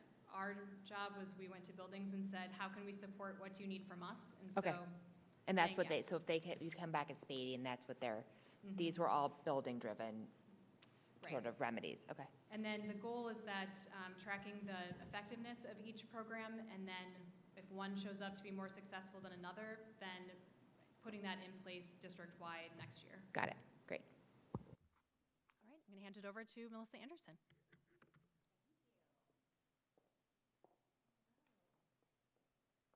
I'm excited to kind of piggyback on a lot of the information that Dr. Crabtree was able to share. So I'm going to try not to repeat too many things, but if you have questions or would like me to go a little bit deeper, happy to do so.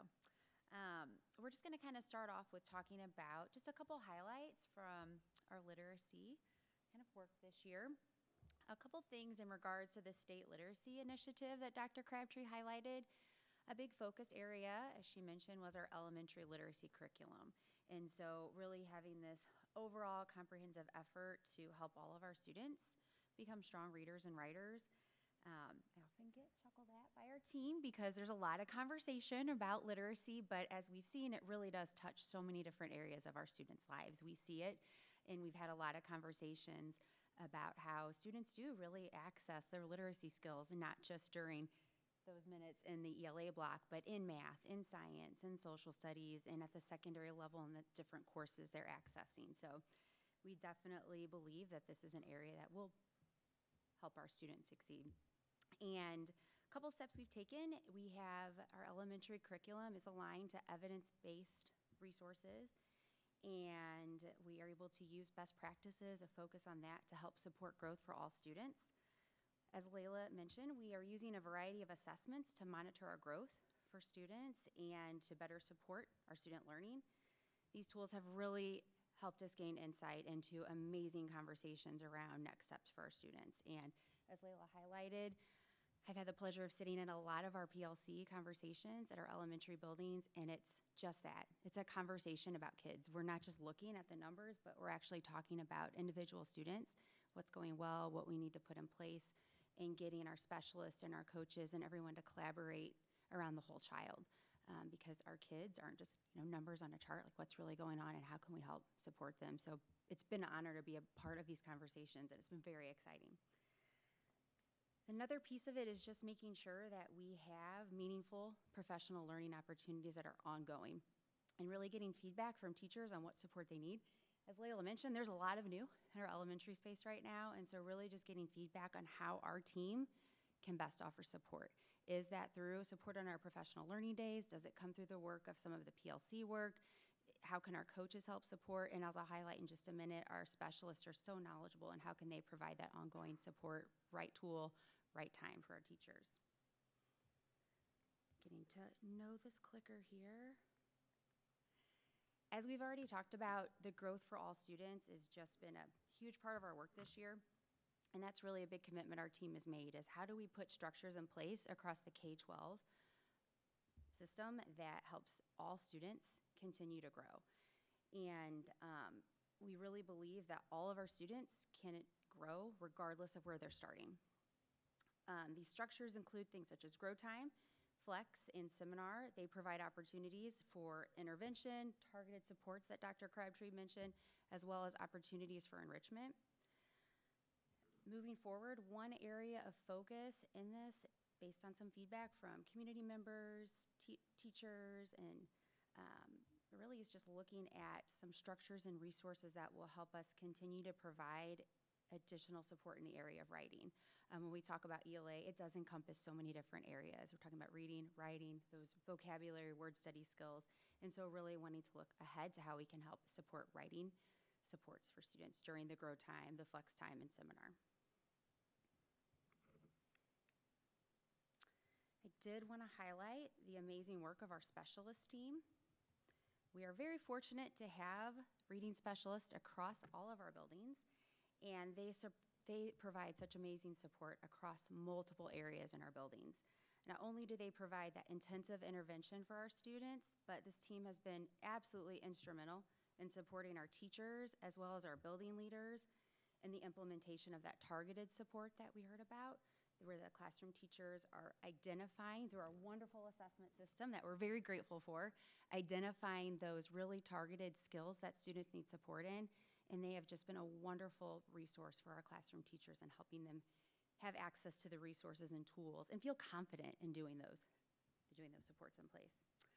Our specialists also were key in analyzing the student data alongside their building leaders in helping to provide those instructional recommendations for support for our students, as well as developing those success plans that Layla spoke about, those reading success plans, and making sure they align with our state guidance. In addition to working with our students, they continue to support the implementation of our effective instructional methods and provide our teachers with tools and strategies to help foster growth for all students in the classroom as well. So we really have had great conversations around, it's wonderful when we have great interventions in place at the small group table, but how do those transfer into the classrooms? They've been very instrumental in that taking place. And so we just kind of shared some overall, so you can kind of see what it looks like at our elementary versus our secondary level in regards to our specialists and the support they're providing. And then, next steps, where are we headed? So I just wanted to highlight kind of next goal for us is really to look at a comprehensive literacy plan as a district, and really a focus on partnerships. And so how can we continue to build? We know that collaboration is very, very important to the work that we have ahead of us. There's not just one single group that's going to be able to tackle these educational challenges alone. So we really are moving forward and kind of looking towards ways to involve all of our stakeholders. We're kind of in this step right now. We're waiting on some additional guidance from the state in regards to this precise steps of what the state would like in our plan, but starting with really just getting feedback and a needs assessment on where we are, and moving forward, focusing on the family involvement and community involvement pieces. So our big highlights. Okay, thank you guys.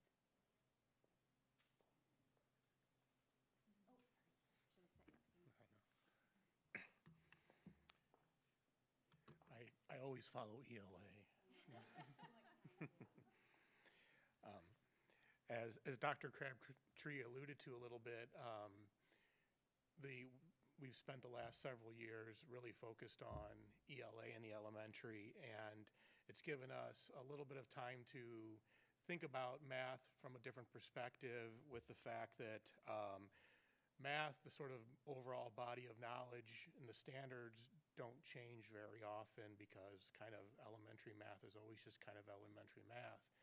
But the reality of it from the state perspective in particular is, I think Ladue has been a little bit ahead of the curve if you actually go back 5 or 6 years, maybe even 7 years, with the fact that there's been this wholesale change coming to fruition now with the idea of mathematical fluency. So you can teach kids multiplication and division and all those things as you kind of think of the K-5 sequence of learning, but fluency is changing. And I know we haven't talked a lot about like the MAP test tonight, but particularly from the state level, like on the MAP and the EOCs and stuff, they've been really working at redefining this idea of fluency.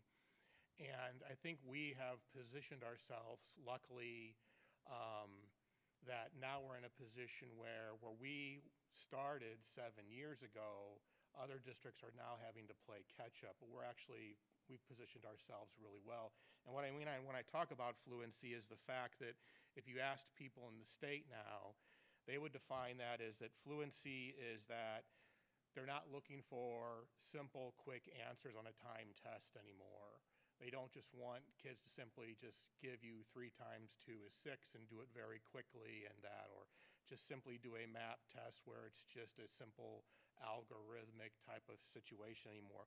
What they're looking for when they say a student demonstrates fluency is that they can do mathematics by showing or choosing an appropriate strategy.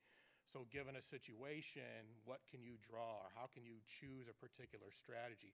So even as early as 3rd grade, yes, you might have to solve some foundational mathematics, but then you take that foundational mathematics and do something with it. And that's really important. And then not only knowing that not only knowing that strategy, but then also knowing multiple strategies that you might be able to solve that problem, and making decisions why you chose those strategies and being able to explain why you chose that. That's a very different thing than historically just solving problems after problems after problems and saying you know math because you could do that. You have to be able to do something with it now. And I think, again, we were lucky that 7 years ago when we kind of started the process at the elementary schools to start trying to say, yes, you have to teach the foundational math, but you also have to teach kids to think about it and apply stuff with it. Even though the focus has been on ELA, we've continued to work with the elementary teachers to continue to push that. And now what we see is the state really pushing that. And we're in a position now as we go into we're working now with the elementary and trying to do a review process with the elementary. We're not having to do as big of a heavy lift as you find maybe some other school districts are having to do, because we've kind of really laid that foundation with the teachers pretty strongly.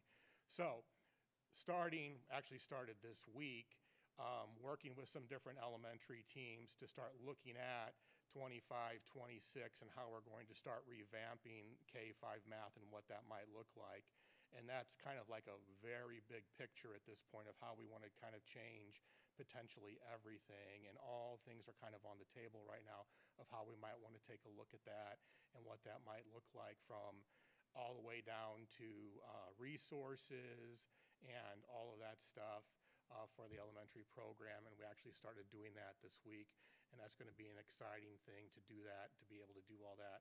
But I'm optimistic about it because I don't think it's going to be as much as a heavy lift as it will be. I think it'll actually be more exciting because we can look at things now that can really support the teachers with what they're already doing, but it won't have to be like a wholesale new sort of pedagogical change for them. So that'll be a great thing for them to be able to start that.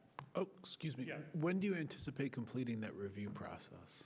So the goal would be that by the end of next school year, that will be completed, because we're, with the elementary, our current resource, that contract is up by the end of next school year, so that's kind of the timeline we're working under. So that would be what, spring of 27? Well, essentially, our goal would be realistically maybe by next January, because that would be a big budgetary item for that, so that would be the real goal, I would think. Okay. Okay, so spring of 26, and then, or I guess spring semester, winter of 26, and then we go from there, and then that decision's made, and then that's implemented at the start of the 26-27 school year? Correct. And then I guess the rollout happens. The reason I'm asking, I mean, that's good to hear that it would not be a huge pedagogical shift for these teachers who have already made that leap to kind of where they are now, from that sort of drilling to the more fluency-based approach. I guess and I guess that's part of the budget request, which we don't know yet, is kind of what are those supports to make sure that then when you start the 26-27 school year, sort of we are set up for success. And that program review process always has teachers a part of it, and so they're very integral in vetting different resources that we're bringing in, and along with that decision, and then also helping build out a professional learning plan for implementation. Is the review just more of a regularly reoccurring, hey, we're always looking for improvement, or is it there are clearly areas that we're falling a little bit short with the current approach, and therefore this review is needed? It's pretty typical that districts have a 6-year curriculum cycle, and so every 6 years we're looking at all of our different subject areas. Okay, all right, thank you. So this just happens to be that this is the end of the 6-year current situation with the elementary, right? Thank you. So right now, as part of that, we started this week, starting with the specialist team, the elementary specialist team. They've started doing some smaller studies to look at different things. They've actually started studying some of the products out there and some of the things out there that will ultimately be brought to the teachers. They're looking at doing a lot of the vetting to kind of speed the process up, because they're a great team to start with. And hopefully then the goal would be that we'll start getting some of this stuff in front of teachers actually very soon to start kind of piloting and look at things. So because it's not as big of a heavy lift as it has been in the past, so that's going to be great.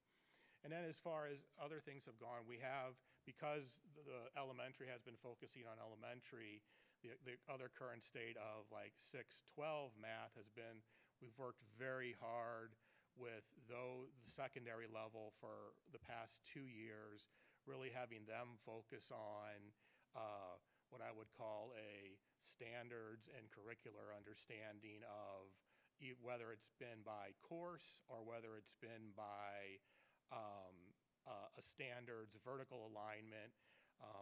At this point, we have touched every single math course up to calculus, where every single PLC at the secondary level has worked together to essentially unpack every standard so they understand it, and have aligned all of those. And we have, like, for the first time, a functional document where you can actually see how every class works, how each standard is, where it is in the unit, and how they all work, and how what level it is, whether it's introductory or whether it's a mastery level standard, and how and what level teachers are expected to teach that to. The main reason being that changes happen where a different teacher will come into a course, and now there's like, well, if a new teacher comes in to teach Algebra 1, they could pick that up and have a pretty good understanding of this is the level it should be taught at, and this is the agreement. There are courses like Algebra 1 that are taught at both the middle school and the high school, so you can have the same course being taught at the same level across the buildings and stuff like that. So that's taken us 2 years to really complete that work, and we've actually, we'll wrap that up. We have a few more days this week and a few more days at the end of this semester, and then that work will be completed.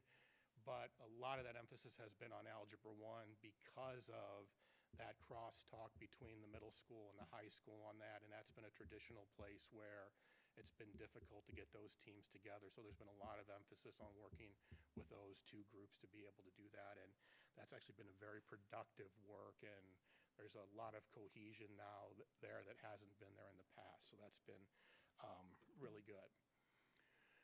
And then one of the other, the big thing that we did work on at the K-5 level was kind of redefining for math in a very unique way, which was a kind of definition of Tier 3. Tier 3 traditionally, everybody defines as like students that are struggling, and the sort of like this bottom 20% of students that need like this really like usually 2 grade levels behind, we define that in math, and need that high level of support. We do that in math, and we do obviously the intervention in math, but 2 years ago we also had an issue with math, which we were seeing large pockets of students that were coming back at the time with NWEA that were students that were low growth, high achievement students. So they were very high achieving students, but were experiencing low growth. So we started to try to look at how we could address that. So within the math specialist group in particular, we started to try to see, outside of the fact that we do offer math acceleration in K-5, how can we start to also identify kids that don't qualify for math acceleration? Could we start to address some of those students that are having, high achievement but are experiencing low growth? So we started to look at sort of deploying math specialists, at least one of them, to be able to pick up some of those kids. And we started offering kind of a new form of Tier 3, but on the other end of the spectrum, which is you have Tier 3 intervention, and we started to offer something called Tier 3 enhanced enrichment. So students that, after a teacher identified over a period of time continual enrichment in their class that a student was able to do time and time and time and time again, could then refer that student to John Guire, teaches that for us, could refer those students to him, and then through a process identify that, and then John would then develop a caseload of trying to work with those particular students that do that. We focus mainly on first and second grade to be able to do that because that's what we can do essentially, because third and fourth grade, we do have math acceleration third and fourth and fifth grade. first and second grade doesn't have that, so that's where we focus on, because that's with the allotment of specialists that we have, that's what we're able to do. And he maintains a fairly large caseload of that because we have a unique situation here in Ladue, which is we have a lot of kids that are exceedingly high. And so he does a great job on that, and we do the best we can with it. And it's working well. He has a caseload now, I think, of about 60 this semester. So we're doing well with it. But anyway, that's where we're at right now with math. Thank you. Mhm. Thank you. All right, we're going to get home before midnight. This is an overview and just an update with Gifted. You will see here the color code middle school. I would say really just you can see from our middle school numbers up there, we are still on an upward trend. We are not going down. We serve about 23%, that's high school, but we don't serve our high school students. So we do serve a high population in our district. You can always ask me questions about elementary later, but our highest schools are Old Bonham and Conway with the highest numbers that are serving. And you can see the percents here that we're serving. So you can see Conway at 24% and Old Bonham at 26%. All the way to our high school, we do have 19% of our students identified gifted at our high school. Let me look at that quickly. This one, a lot of you are very familiar with. I share this every year. This is kind of my way to keep a pulse on our different demographics and seeing where are we disproportionate and where is our work that we need to do. So we are still needing to do work with our Black and African American students. Again, the trend has been about 5% that we have identified for gifted services. This is 1st through 8th grade numbers here, but I am curious, question that Jen said, I start seeing data and I have more questions. Our students, when we started our primary problem solver enrichment group that I'm going to talk about last year, those students are now in 10th grade. So I would like to kind of see what our demographics look with including those students as well. Oh, sorry. Oh, go ahead. No, go ahead. I thought you were on that sentence. No, go on. No, finish. Oh, no, go ahead. 5% of our African American students have been identified as gifted, or 5% of our program is African American? Population going back. So 5% of the gifted population is African American, or 5%?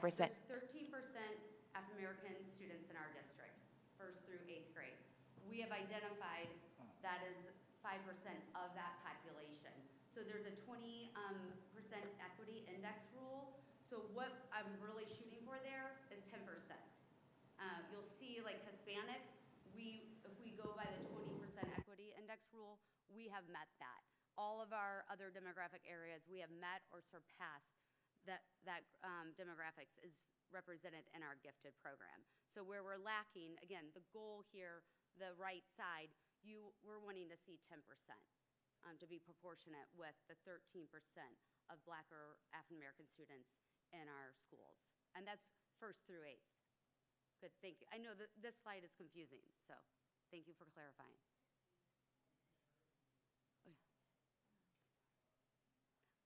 Call me, you can come to my office. This is my passion area. Oh, and let me scoot up here too. Okay, with primary problem solvers enrichment, you will see for 1st through 2nd grade, our numbers are there. This is the gifted specialists that are seeing the students. So this is on top of their caseloads that they have.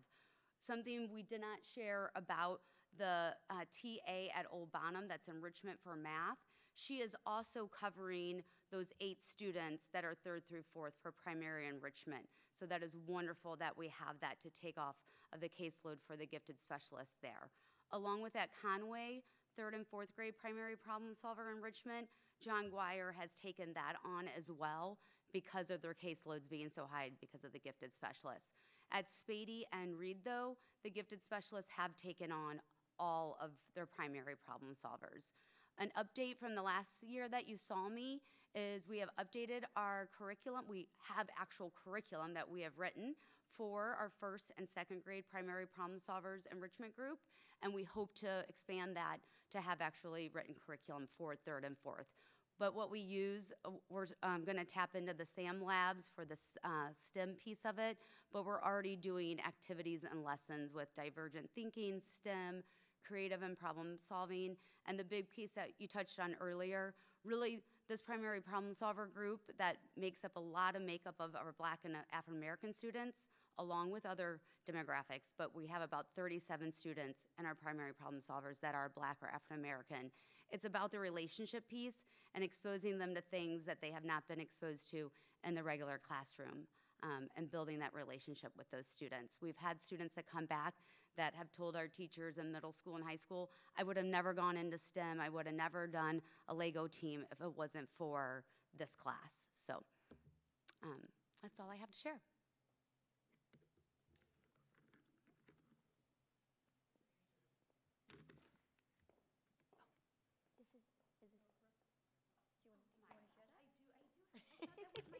Just stand here. So with the secondary overview, we do have the redesign, as you all are aware, and our gifted specialists, the change next year is they will be teaching all grade levels. We're not sure how that's going to look yet, but we're working on pull-out days and working on revising our curriculum and how that will look. We will still have our 3 middle school gifted specialists. What are the minutes for middle school gifted? Middle school, the state mandate is 2.5 hours a week, so we already surpassed that.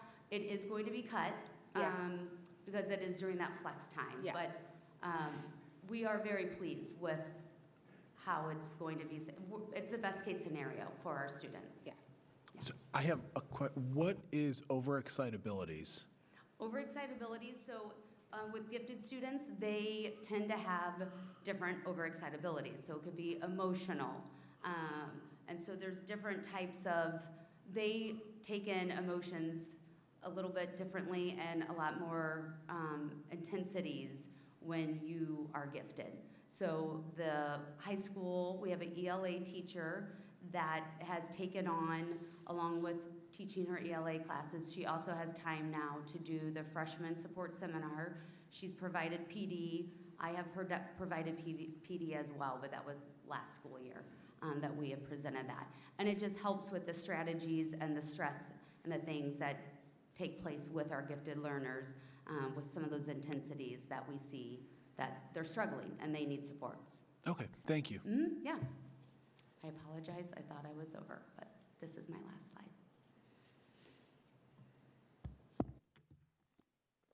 No apologies. It's great stuff. I have a couple of just quick updates on our ESOL programming, our English for Students of Other Languages. And I just want to first say how proud I am of this team who is supporting students from born in over 20 countries, speaking over 60 languages, and this team of 8 just comes together to make it work.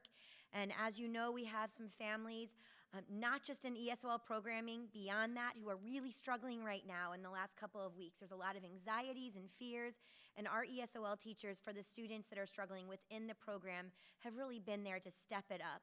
They go constantly, they're going above and beyond just teaching and developing lessons. They are the ultimate advocate for their kids, helping them figure out how to really adapt culturally into a space that, for many of them, is their first school in America. And so they do a great job. What you're going to notice here on the top is that at the middle school and high school, since the 21-22 school year, we've had a lot of growth at that secondary level. So if you look, we had 24 active students in ESOL programming in 2021-22, which has increased to 38. That's the most we have ever had since I have been here in the last 26 years. At the high school, the same. From 19 to 33 students being actively seen for services. And our program is just continuing to grow. That bottom number there, MY1 and MY2, what that means is we are required by the Department of Education to monitor students for 2 years after they exit the ESOL program. That's a really important piece to make sure that they don't need to be brought in for continued support. Sometimes that does happen where they'll come back into the program. And so if we really put that piece onto our caseload of our teachers, this is where our actual numbers are. And so you can see across the board that growth that has occurred in multiple schools. But again, middle school now has gone from 33 students, if you combined their receiving services and monitored, to 60, and high school from 29 to 50. So it's an incredible amount of growth at secondary. We believe that some of that secondary growth also has to do with our changing demographics. So we have more and more students coming in that are completely new to the English language. We used to have many more families coming under work visas, for example, where at least one of the parents would speak English fluently. We still have some of that, maybe a contract with WashU or SLU or Bayer, but we have more and more families coming from very difficult situations where both of the parents are brand new to English as well. And so that takes a lot longer, more years of schooling, less students exiting at a younger age, if that makes sense. And so one last slide that goes along with what I was just saying. Our number of newcomers is increasing. So newcomers are students who have really been in the United States for just 12 months or less. They often, have a lot more support with that cultural piece as well. All students now for the past 2 years, this is something that we're so excited about. In 1st through 12th grade, all of our beginning English speakers have an individualized language plan that helps to make sure that they have goals that are specifically for them and lists out accommodations. It allows for collaboration with classroom teachers. So that is something wonderful. And you can see, again, I could point out, you can look at the elementary, but at secondary, it's quite amazing. Middle school has grown from 5 to 14 newcomers, high school from 3 to 12. So definitely trying to figure out dynamics there as we adapt and change. Thank you. And I know it's late. I'm going to say one last thing. Thank you to you as a board for understanding the importance of inclusion and relationships and connection, and for valuing every student and family that comes into the school. I share that very often with teachers that don't get a chance to talk to you like I've had a chance to talk to you so many times, that we're really grateful to have you. Thank you. Doc, I got a question for you. Yeah.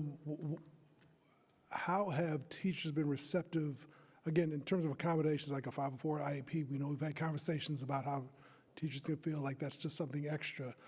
What has willingness and acceptance looked like to provide accommodations for students receiving ESL services in their typical classes? The ILP has helped a lot. The reason that we put it in place is because we were seeing special education looked at as, because this IEP was in place and this is something that we legally have to follow, there was this sense of seriousness about it, sense of urgency about it, and in ESOL it was, well, coming along. And there wasn't this feeling, and we did a couple of professional development sessions for all of our teachers around that legal stature. Yes, we care about our kids. Yes, we want them to feel loved, but that piece of, we have a legal obligation, just like we do with special education, to provide access not only to learning the English language, but to academics. And so really teaching our teachers about case law around that, Lau versus Nichols, and really educating them has made that so that we did that on the front end when instituting the ILP, that was the reason, that legal piece. And it has really helped a lot. Thank you. Teachers have received it well. Thanks. Awesome.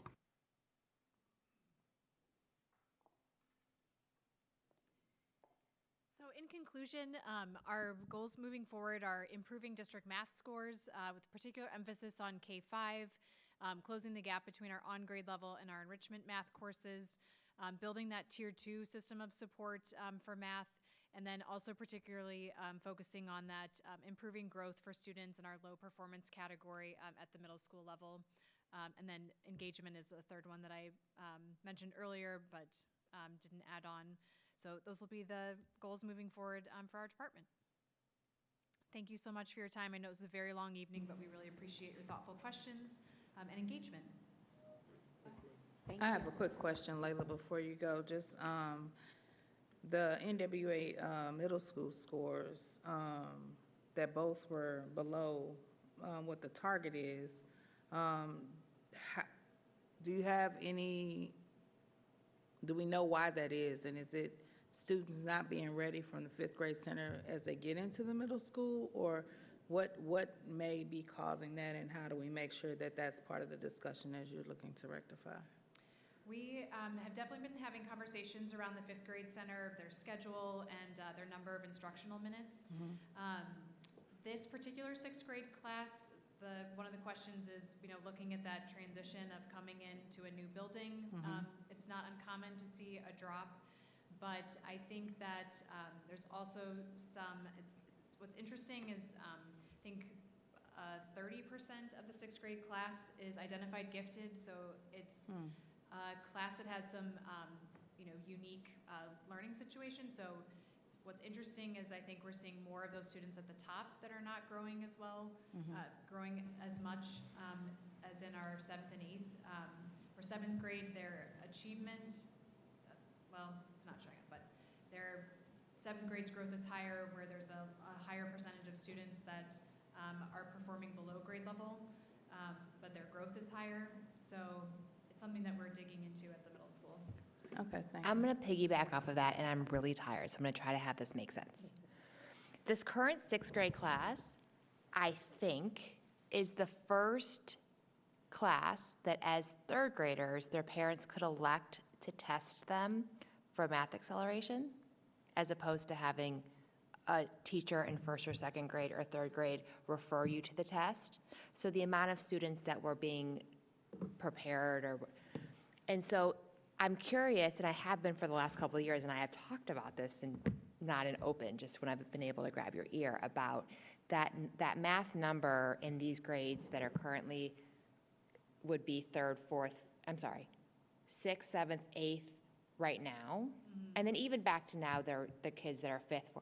If that math growth has been stunted, kind of in a way we wouldn't anticipate, if we have students that traditionally, when we turned it over to parent election as opposed to recommendation based on how they just showed up and tested without parent intervention. So that's just something to think about if we're seeing bright kids that are not growing at a rate that's different than to before we made that change, if bright kids were growing in math more, because that's a big size group. I mean, I can't speak to the other grades, but the current 7th grade has 2 full classrooms of 20 to 25 kids taking that, which is what percentage of the, that's just something that I would want to maybe look at if we're over accelerating and therefore not growing. And we can definitely go back and compare kind of before and after. My conversations with Dr. McColgan is that I think the test is incredibly difficult, and so even though we have more students testing, we don't necessarily see more students qualifying. Would you agree? I think same with gifted, that we might send more students to the IQ, but ultimately they have to pass that IQ test of 130 or higher.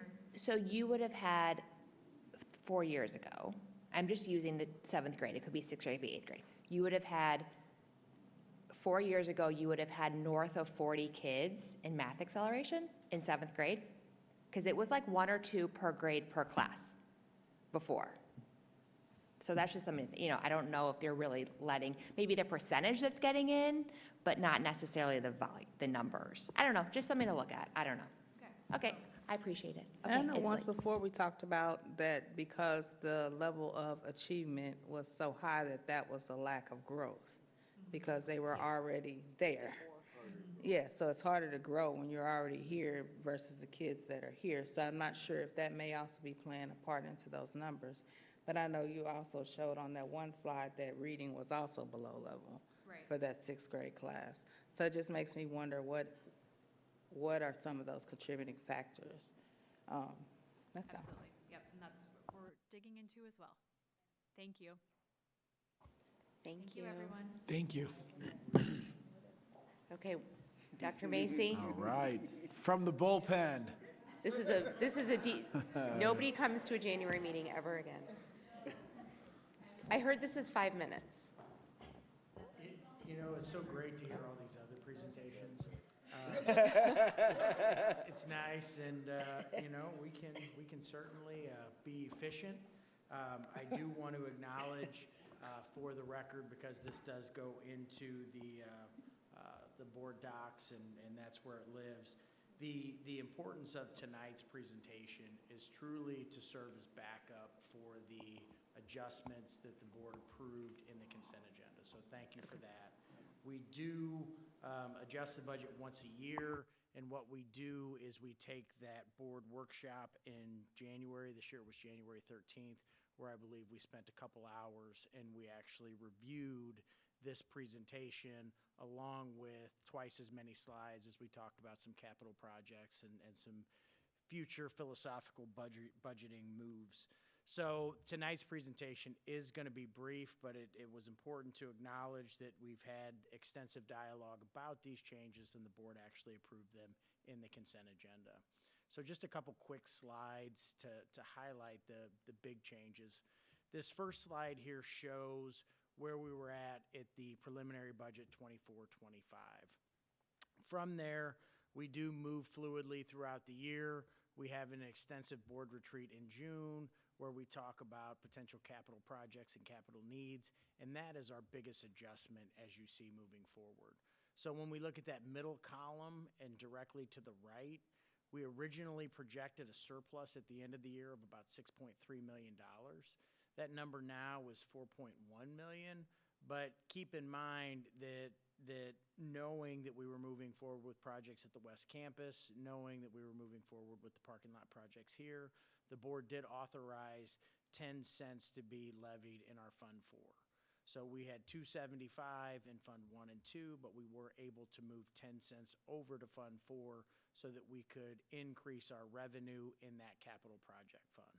So we do believe that we're going to achieve that 6.3 million mark, but that other 2.2 million is going to be in that capital projects fund, which will eliminate some stress when we need to transfer funds moving forward of that 7% weighted ADA. So we are projecting still that we're going to end in great position with $40.8 million at approximately 54% of our expenditures. Pardon me, Dr. Macy, for funds that are moved over into Fund 4 through the levy, is there any sort of timeline attached to those? There is no timeline attached to those. We can carry a balance in Fund 4. That's a great question. But we cannot move those funds back to 1 and 2. So once we do put them in Fund 4, that is where they live until they're spent. Okay, thank you.